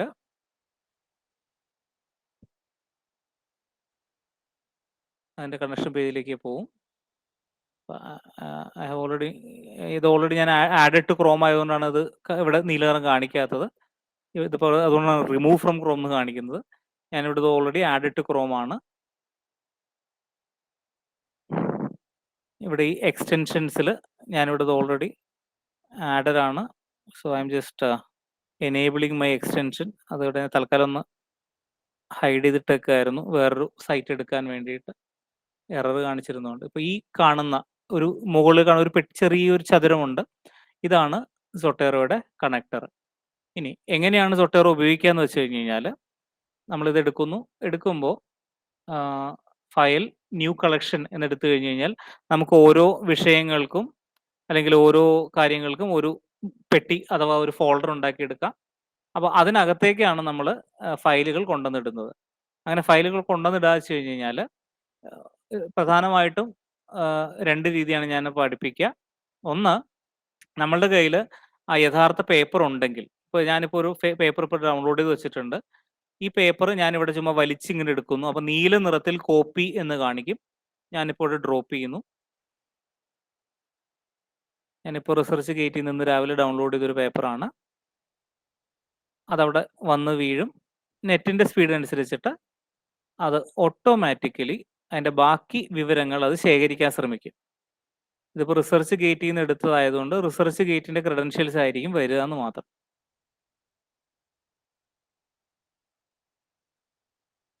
ആ ഫയലിന് എന്തെങ്കിലും അപാകതകൾ ഉണ്ടെങ്കിൽ അത് കിട്ടില്ല. പക്ഷെ അത് കിട്ടി. എല്ലാം കണ്ടോ, ഓട്ടോമാറ്റിക്കലി എല്ലാം അവിടെ വന്നു. ജേർണൽ ആർട്ടിക്കിൾ ആണ്, അതിൻ്റെ ടൈറ്റിൽ, അതിൻ്റെ ഓതേഴ്സിൻ്റെ പേര്, അതിൻ്റെ ജേർണലിൻ്റെ പേര്, വർഷം, എല്ലാ കാര്യങ്ങളും ഇവിടെ വന്നിട്ടുണ്ട്. ഇങ്ങനെ വന്നു കഴിഞ്ഞ് കഴിഞ്ഞാൽ നമ്മൾ റെഡിയായി. ഇത് കൂടാതെ ഇനിയിപ്പോൾ എനിക്ക് വേറെ ഏതെങ്കിലും ഒരു ആർട്ടിക്കിൾ എടുത്തിട്ട് അതാണ് എനിക്ക് സൈറ്റ് ചെയ്യേണ്ടതുണ്ടെങ്കിൽ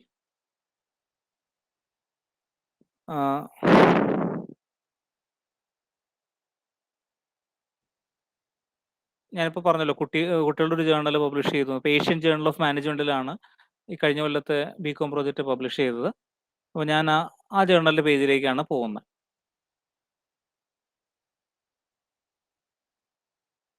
അപ്പോൾ ഇതിലാണ് ജേർണൽ. ഇത് നമുക്ക് പൈസ ഒന്നും കൊടുക്കേണ്ട ജേർണലല്ല, പിയർ റിവ്യൂഡ് ഉണ്ടെന്നേ ഉള്ളൂ. അപ്പോൾ ഈ ജേർണലിൽ എത്തിക്കഴിയുമ്പോൾ ഇവിടെ നേരത്തെ ആഷ് കളറിൽ കണ്ട ആ സ്ക്വയർ ബോക്സ് ഓട്ടോമാറ്റിക്കലി ഒരു വെള്ള നോട്ട് പാഡിന്റെ പേപ്പർ പോലെയാവും, വരെയുള്ള വെള്ള പേപ്പർ പോലെയാവും. അതിന്റെ അർത്ഥം ഈ പേജിൽ ബിബ്ലിയോമെട്രിക് ഇൻഫർമേഷൻ ഉണ്ടെന്നാണ്, പ്രബന്ധങ്ങളുമായിട്ട് ബന്ധപ്പെട്ട ഇൻഫർമേഷൻ ഉണ്ടെന്നാണ്. അപ്പൊ ഞാൻ ഇവിടെ ക്ലിക്ക് ചെയ്താൽ ഏത് ഫോൾഡർ ആണോ ഞാൻ സൊട്ടേറോയിൽ തുറന്നു വെച്ചിട്ടുള്ളത് അതിലേക്ക് ഈ വിവരങ്ങൾ ചെന്ന് കയറിക്കോളും. ഇപ്പൊ ഞാൻ വെറുതെ 2 എന്നുള്ള ഇതാണ് തുറന്നു വെച്ചിട്ടുള്ളത്. അപ്പൊ അതിലേക്ക് ഈ വിവരങ്ങൾ ചെന്ന് കയറും. അത് മാത്രമല്ല, ഈ പേജിൽ സൗജന്യമായി ഇതിന്റെ ഓപ്പൺ ആക്സസ് പേപ്പർ അവൈലബിൾ ആണെങ്കിൽ ആ പേപ്പറും ഡൗൺലോഡ് ആയി കയറും. അതുണ്ടെങ്കിൽ മാത്രം. ഇപ്പൊ ഇവിടെ എന്ത് പറ്റി, എൻ്റെ ആ പേപ്പർ ഓട്ടോമാറ്റിക്കലി ഇവിടെ കയറി അനുപമ നാരായണൻ വിനീതെല്ലാം എന്നോട് ഓതേഴ്സിന്റെ പേരെല്ലാം അവിടെ കൃത്യമായിട്ട് വന്നു. ഇങ്ങനെയെല്ലാം കിട്ടിക്കഴിയുമ്പോൾ നമുക്ക് ഈ 2 രീതിയിലാണ് പ്രധാനമായിട്ടും നമ്മൾ ഡാറ്റ കിട്ടുക. ഇനി ഇങ്ങനെ കിട്ടിയില്ലെങ്കിൽ നമ്മൾ ഫയൽ ന്യൂ ഐറ്റം എന്ന് പറഞ്ഞിട്ട് നമ്മൾ ഡാറ്റ അടിച്ചു കയറ്റുകയാണ് ചെയ്യുക. ഈ രീതിയിൽ നമുക്ക് ഡാറ്റ ഇവിടെ ചേർക്കാം. ഇത് കൂടാതെ ചില കുട്ടികൾ ഡൗട്ട് ചോദിക്കാറുണ്ട്. ഇപ്പോൾ സംശയം, ഇനി നിങ്ങളുടെ ചോദ്യം ഞാൻ തന്നെ പറഞ്ഞു തീർക്കുകയാണ് തൽക്കാലം. ശോധഗംഗയിലെ തീസിസ് എങ്ങനെയാണ് സൈറ്റ് ചെയ്യുന്നത്? നിങ്ങൾക്ക് ശോധഗംഗയിലെ തീസിസ് ഉണ്ടെങ്കിൽ അതെങ്ങനെയാണ് സൈറ്റ് ചെയ്യുന്നത് സംശയം ഉണ്ടാവും. സമമായ ആശയം ഉണ്ടാവുമ്പോഴാണ് സംശയം ഉണ്ടാവുന്നതെന്നാണ് ഞാൻ മനസ്സിലാക്കിയിട്ടുള്ളത്. അപ്പോൾ ഇനി അഥവാ അങ്ങനെ ഒരു സംശയം ഉണ്ടെങ്കിൽ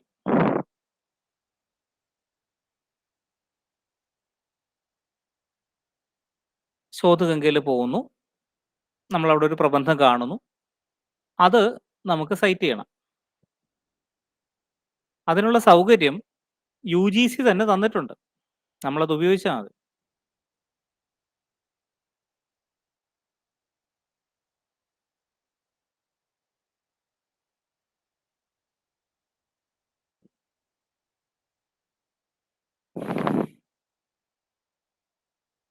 ഇവിടെ വിഷയം അടിച്ചു കൊടുക്കും. ഞാൻ തൽക്കാലം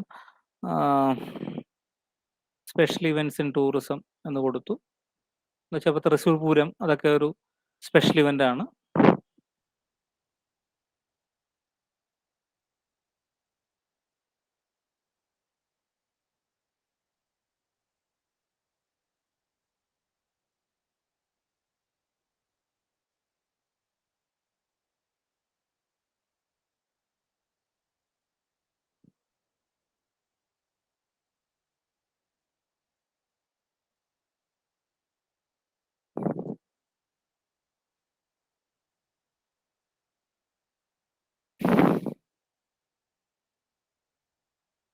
അതിപ്പോൾ നമ്മൾ ഗൂഗിൾ മീറ്റിലായതുകൊണ്ടാണ് അല്പം സമയം എടുക്കുന്നത്.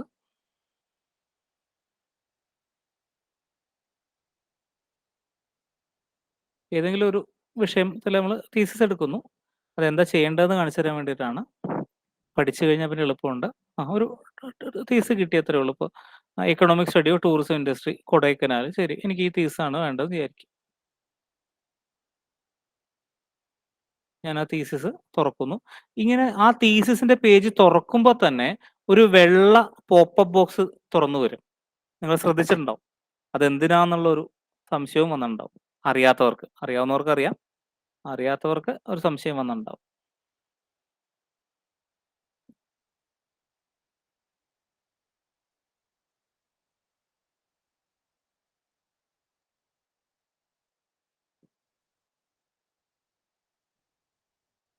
ഇതിനോടൊപ്പം ഈ പേജ് വരുന്നതിനോടൊപ്പം ഒരു വെള്ള പോപ്പപ്പ് ബോക്സും കൂടി വരും.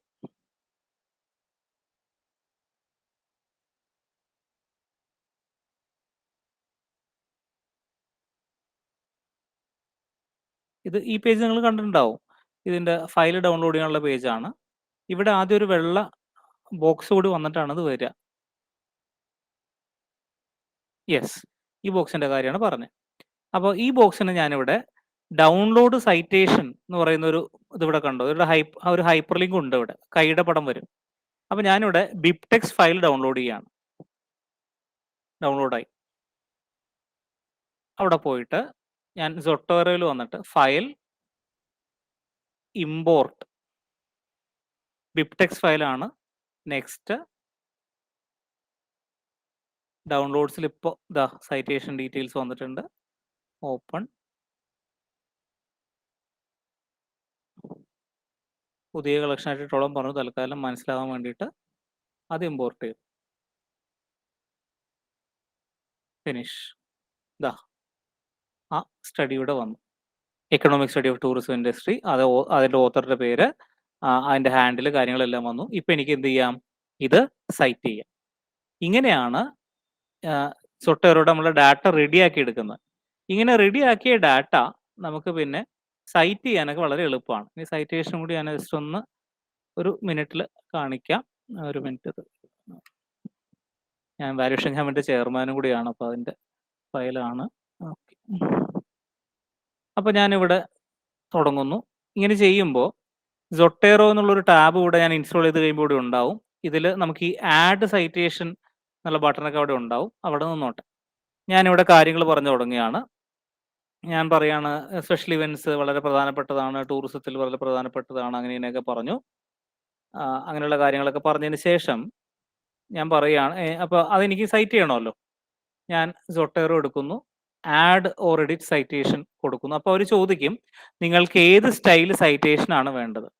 ഞാൻ സോഷ്യൽ സയൻസ് വിഭാഗം ആയതുകൊണ്ട് എനിക്ക് അമേരിക്കൻ സൈക്കോളജിക്കൽ അസോസിയേഷൻ ആണ്. ഇനി ഭാഷാ വിഷയക്കാർക്കാണെങ്കിൽ MLA സ്റ്റൈൽ ഉപയോഗിക്കാം. ഇംഗ്ലീഷുകാരൊക്കെ അതാണ് ഉപയോഗിക്കുക. അപ്പോൾ ഏതാണോ നമ്മുടെ സ്റ്റൈൽ അത് ഉപയോഗിക്കാത്തേ ഉള്ളൂ. ഷിക്കാഗോ, ഹാർവേഡ് ഏതാണ്. അപ്പോൾ ഞാൻ തൽക്കാലം APA ആണ് എടുക്കുന്നത്. ഇത് ഇടയ്ക്ക് നമുക്ക് മാറ്റാം കേട്ടോ. ഡോക്യുമെന്റ് പ്രിഫറൻസിൽ പോയി കഴിഞ്ഞാൽ നമുക്കത് മാറ്റാവുന്നേ ഉള്ളൂ. ഒരു പ്രശ്നവുമില്ല.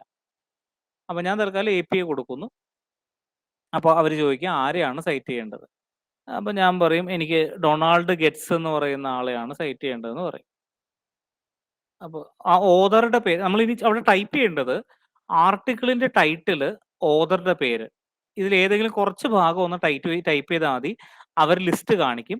നമ്മൾ അതിൽ നിന്ന് ഏതാണോ നമുക്ക് വേണ്ടത്, കൃത്യമായിട്ട് വേണ്ടത്, അതൊന്ന് ക്ലിക്ക് ചെയ്ത് കൊടുത്താൽ മാത്രം മതി.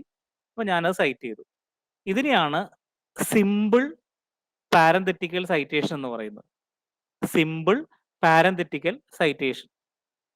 പാരന്തെറ്റിക്കൽ എന്ന് പറയാൻ കാര്യം പാരഗ്രാഫിന്റെ അവസാനം വന്നു അത്രേ ഉള്ളൂ, അല്ലെങ്കിൽ സെന്റൻസിന്റെ അവസാനം വന്നു അത്രേ ഉള്ളൂ. ഇതിനെയാണ് നോർമൽ അതാണ് ചെയ്യുന്നത്. ഇനി ഇത് കൂടാതെ ഞാൻ വീണ്ടും കുറച്ചും കൂടി കാര്യങ്ങളൊക്കെ പറഞ്ഞു. ഇത് പക്ഷേ ഇതേ കാര്യം ഒന്നിലധികം ആൾക്കാർ പറഞ്ഞിട്ടുണ്ടായിരുന്നു. അങ്ങനെയാണെങ്കിൽ ഞാൻ ചെയ്യണത് എന്താ വെച്ച് കഴിഞ്ഞ് കഴിഞ്ഞാൽ ആ ഒന്നിലധികം പറഞ്ഞ ആൾക്കാരെ വീണ്ടും ഞാൻ സെലക്ട് ചെയ്യണമല്ലോ. അപ്പോൾ ഞാൻ എടുത്തിട്ട് ആരൊക്കെയാണോ ആ പറഞ്ഞത് ആ ആൾക്കാരെ, രണ്ടോ മൂന്നോ ആൾക്കാരുണ്ടെങ്കിൽ അതിനാണ് മൾട്ടിപ്പിൾ പാരന്തെറ്റിക്കൽ സൈറ്റേഷൻ.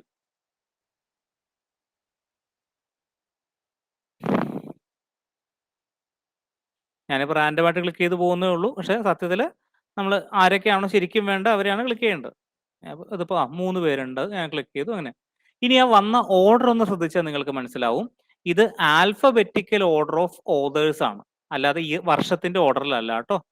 അത് എന്താണോ ഇന്റർനാഷണലി ഏതാണോ വേണ്ടത് ആ രീതിയിൽ അത് വന്നോളും. അല്ലാതെ നമ്മുടെ ലോക്കൽ നിലവാരത്തിലായിരിക്കില്ല അത് വരിക. അമേരിക്കൻ സൈക്കോളജിക്കൽ അസോസിയേഷന്റെ ഓർഡർ അതാണ്, ആൽഫബറ്റിക്കൽ ഓർഡർ ആണ്. അപ്പോൾ ഇതിങ്ങനെയാണ് വരിക. വർഷത്തിന്റെ ഓർഡർ അല്ല അവിടെ റിലവൻസ്. ഇനി ഇപ്പോൾ സിമ്പിൾ പാരന്തറ്റിക്കൽ സൈറ്റേഷൻ, മൾട്ടിപ്പിൾ പാരന്തറ്റിക്കൽ സൈറ്റേഷൻ. ഇത് കൂടാതെ ചിലപ്പോഴെങ്കിലും നിങ്ങൾ വായിച്ചിട്ടുള്ള ഗവേഷണ പ്രബന്ധങ്ങളിൽ ഓതറുടെ പേര്, അത് കഴിഞ്ഞിട്ട് ബ്രാക്കറ്റിൽ വർഷം, അത് കഴിഞ്ഞിട്ട് കാര്യം, അങ്ങനെ എഴുതി വായിച്ചിട്ടുണ്ടാവാം.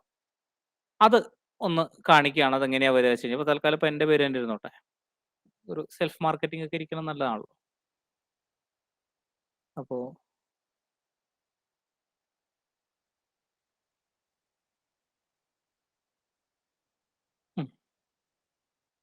അപ്പോൾ എൻ്റെ PhD തീസിസ് ഞാൻ ചുമ്മാ എടുത്തിട്ടു എന്നേ ഉള്ളൂ. അപ്പോൾ ഞാനത് എടുത്തിട്ട് ജസ്റ്റ് ഞാൻ ആ ബ്രാക്കറ്റ് ഒന്ന് മാറ്റിയിടുന്നേ ഉള്ളൂ, അതിൻ്റെ സ്ട്രക്ചർ മാറുന്നു എന്നേ ഉള്ളൂ, സംഭവം അവിടെ തന്നെ ഉണ്ട്. അപ്പോൾ വിനീത് ഡിഫൈൻസ് എന്ന് പറഞ്ഞുകൊണ്ട് ഞാൻ കാര്യങ്ങളൊക്കെ എഴുതി പോകും. ഇങ്ങനെ കണ്ടിട്ടുണ്ടാവും നിങ്ങൾ. അപ്പോൾ ഇതിനെയാണ് നരേറ്റീവ് സൈറ്റേഷൻ എന്ന് പറയാം. അപ്പോൾ എന്തുകൊണ്ടാണ് ഇങ്ങനെ എഴുതുക വെച്ച് കഴിഞ്ഞാൽ ഇവിടെ ആ വ്യക്തിക്കാണ് പ്രാധാന്യം, ആശയത്തിനല്ല. പാരന്തറ്റിക്കൽ സൈറ്റേഷനിൽ അയാൾ എന്ത് പറഞ്ഞു എന്നുള്ളതിനാണ് പ്രാധാന്യം, ഇവിടെ ആര് പറഞ്ഞു എന്നുള്ളതിനാണ് പ്രാധാന്യം. അപ്പോൾ ഇതാണ് അതിൽ വ്യത്യാസം. ഇതിനനുസരിച്ചിട്ടാണ് നമ്മൾ കാര്യങ്ങളൊക്കെ എഴുതുക. This is also a scientific conduct. വ്യക്തമായിട്ടും കൃത്യമായിട്ടും റെഫറൻസ് സൈറ്റേഷൻ ഒക്കെ കൊടുക്കുക എന്നുള്ളതും സയന്റിഫിക് കണ്ടക്ടിന്റെ ഭാഗമാണ്. അപ്പോൾ ഇതെല്ലാം കഴിഞ്ഞ് ഞാൻ എൻ്റെ ലിസ്റ്റ് എല്ലാം കഴിയുമ്പോൾ ഞാൻ എന്ത് ചെയ്യും, എനിക്കിനി റെഫറൻസസ് അഥവാ ബിബ്ലിയോഗ്രഫി വേണം. അപ്പോൾ ഞാൻ എൻ്റെ ചാപ്റ്റർ എഴുതി കഴിയുമ്പോൾ ആഡ് ഓർ എഡിറ്റ് ബിബ്ലിയോഗ്രഫി എന്നുള്ള ബട്ടൺ ജസ്റ്റ് ഒറ്റ ക്ലിക്ക് കൊടുക്കും. ആ ഫുൾ സാധനം എനിക്ക് ആവശ്യമുള്ള മുഴുവൻ അവിടെ, ഇതിപ്പോൾ APA സ്റ്റൈൽ ആയതുകൊണ്ട് APA സ്റ്റൈലിൽ അതിൻ്റെ ജാതകം അടക്കം അവിടെ വന്നിട്ടുണ്ട്. എല്ലാ കാര്യങ്ങളും ഇപ്പോൾ മഹാത്മാഗാന്ധി യൂണിവേഴ്സിറ്റി തീസിസ് നമ്പർ അത് വന്നു, എല്ലാ കാര്യങ്ങളും അവിടെ വന്നിട്ടുണ്ട്. ഇതിപ്പോൾ നമ്മൾ 4-5 സാധനം സൈറ്റ് ചെയ്തിട്ടുണ്ടായിരുന്നുള്ളൂ. ഇത് 400 എണ്ണം സൈറ്റ് ചെയ്ത് കഴിഞ്ഞാലും 4000 എണ്ണം സൈറ്റ് ചെയ്ത് കഴിഞ്ഞാലും ഈ ഒരൊറ്റ ക്ലിക്കിൽ അത് വന്നോളൂ. അതുകൊണ്ടാണ് റെഫറൻസ് മാനേജ്മെന്റ് സോഫ്റ്റ്വെയർ ഉപയോഗിക്കണമെന്ന് പറയുന്നത്. അല്ലെങ്കിൽ നമ്മൾ എന്താ ചെയ്യുക, നമ്മുടെ ഏറ്റവും കൂടുതൽ നേരം പോകുന്നത് ഈ സംഭവം ചരിച്ചിടാനും തിരിച്ചിടാനുമാണ്. ഏതാണ് ചിരിക്കേണ്ടത്, എവിടെയാണ് കുത്തിടേണ്ടത്, എവിടെയാണ് കോമ ഇടേണ്ടത് എന്ന് പറഞ്ഞിട്ടാണ് നമ്മൾ നേരം പോകുന്നത്. ഇത് ഒഴിവാക്കാനും കൂടിയാണ് റെഫറൻസ് മാനേജ്മെന്റ് സോഫ്റ്റ്വെയർ ഉപയോഗിക്കണമെന്ന് പറയുന്നത്. So this is also scientific context. So everybody please make use of the opportunity, do a good job. So thank you very much for your patient listening, and I am open for your queries if any. Thank you very much. സാറേ, നമുക്ക് ഈ reference നമ്മൾ software വെച്ച് ചെയ്യുമ്പോഴേ മലയാളം പോലുള്ള വിഷയത്തിന് ഇപ്പൊ മലയാളത്തിന് നമുക്ക് ആ റെഫറൻസിന് ഈ സോഫ്റ്റ്വെയർ ഉപയോഗിക്കാൻ പറ്റുമോ, ഗ്രന്ഥസൂചി ഉണ്ടാക്കാൻ വേണ്ടിയിട്ട്? അത് പൂർണ്ണമായിട്ട് എനിക്ക് ഉറപ്പില്ല. ഇതുപോലുള്ള ഉപാധികൾ ഉണ്ടാവും എന്നാണ് വിചാരിക്കുന്നത്. മലയാളത്തിന്റെ കാര്യത്തിൽ എനിക്ക് ഉറപ്പില്ല. നന്ദി രേഖപ്പെടുത്തുന്നതിനായി KKTM ഗവൺമെന്റ് കോളേജിലെ ഗവേഷകയായ നിഷ ടീച്ചറിനെ ക്ഷണിക്കുന്നു. പ്രിയമുള്ളവരെ, നമസ്കാരം. പുല്ലൂറ്റ് KKTM ഗവൺമെന്റ് കോളേജിലെ മലയാള വിഭാഗവും IQACയും റിസർച്ച് കമ്മിറ്റിയും സംയുക്തമായി സംഘടിപ്പിക്കുന്ന ഈ കോഴ്സ് വർക്ക് ഈ ക്ലാസ് വളരെ വിജ്ഞാനപ്രദമായിരുന്നു. മനസ്സിലുള്ള ഒരുപാട് സംശയങ്ങൾക്ക് മറുപടി ലഭിച്ചു. പലതും ഞെട്ടിപ്പിക്കുന്നതും അത്ഭുതം ജനിപ്പിക്കുന്നതുമായിരുന്നു. പിന്നെ thank you sir. Research and publication എത്തിക്സിനെ കുറിച്ച് ക്ലാസ് എടുത്ത തൃപ്പണിത്തറ ഗവൺമെന്റ് കോളേജിലെ ഡോക്ടർ വിനീത് KM സാറിന് KKTM കോളേജിന്റെ പേരിലും മലയാള വിഭാഗത്തിന്റെ പേരിലും നന്ദി പറയുന്നു. ഈ പ്രോഗ്രാമിന്റെ നേതൃസ്ഥാനത്തുള്ള പ്രിൻസിപ്പൽ ബിന്ദു ഷർമിള ടീച്ചർ, ഞങ്ങളുടെ പ്രിയ HOD ഉഷാകുമാരി ടീച്ചർ, ഈ പ്രോഗ്രാമിന്റെ coordinator Muhammad Basheer sir, Yakub sir, മറ്റ് അധ്യാപകർ, മാർഗദർശികൾ, ടോജോ അടക്കമുള്ള സാങ്കേതിക പ്രവർത്തകർ എല്ലാവർക്കും നന്ദി അറിയിക്കുന്നു. കൂടാതെ ഈ പ്രോഗ്രാമിൽ പങ്കെടുത്ത എല്ലാ ഗവേഷകർക്കും മലയാളം ഡിപ്പാർട്ട്മെന്റിന്റെ പേരിലും KKTM കോളേജിന്റെ പേരിലും നന്ദി അറിയിക്കുന്നു. നന്ദി സർ.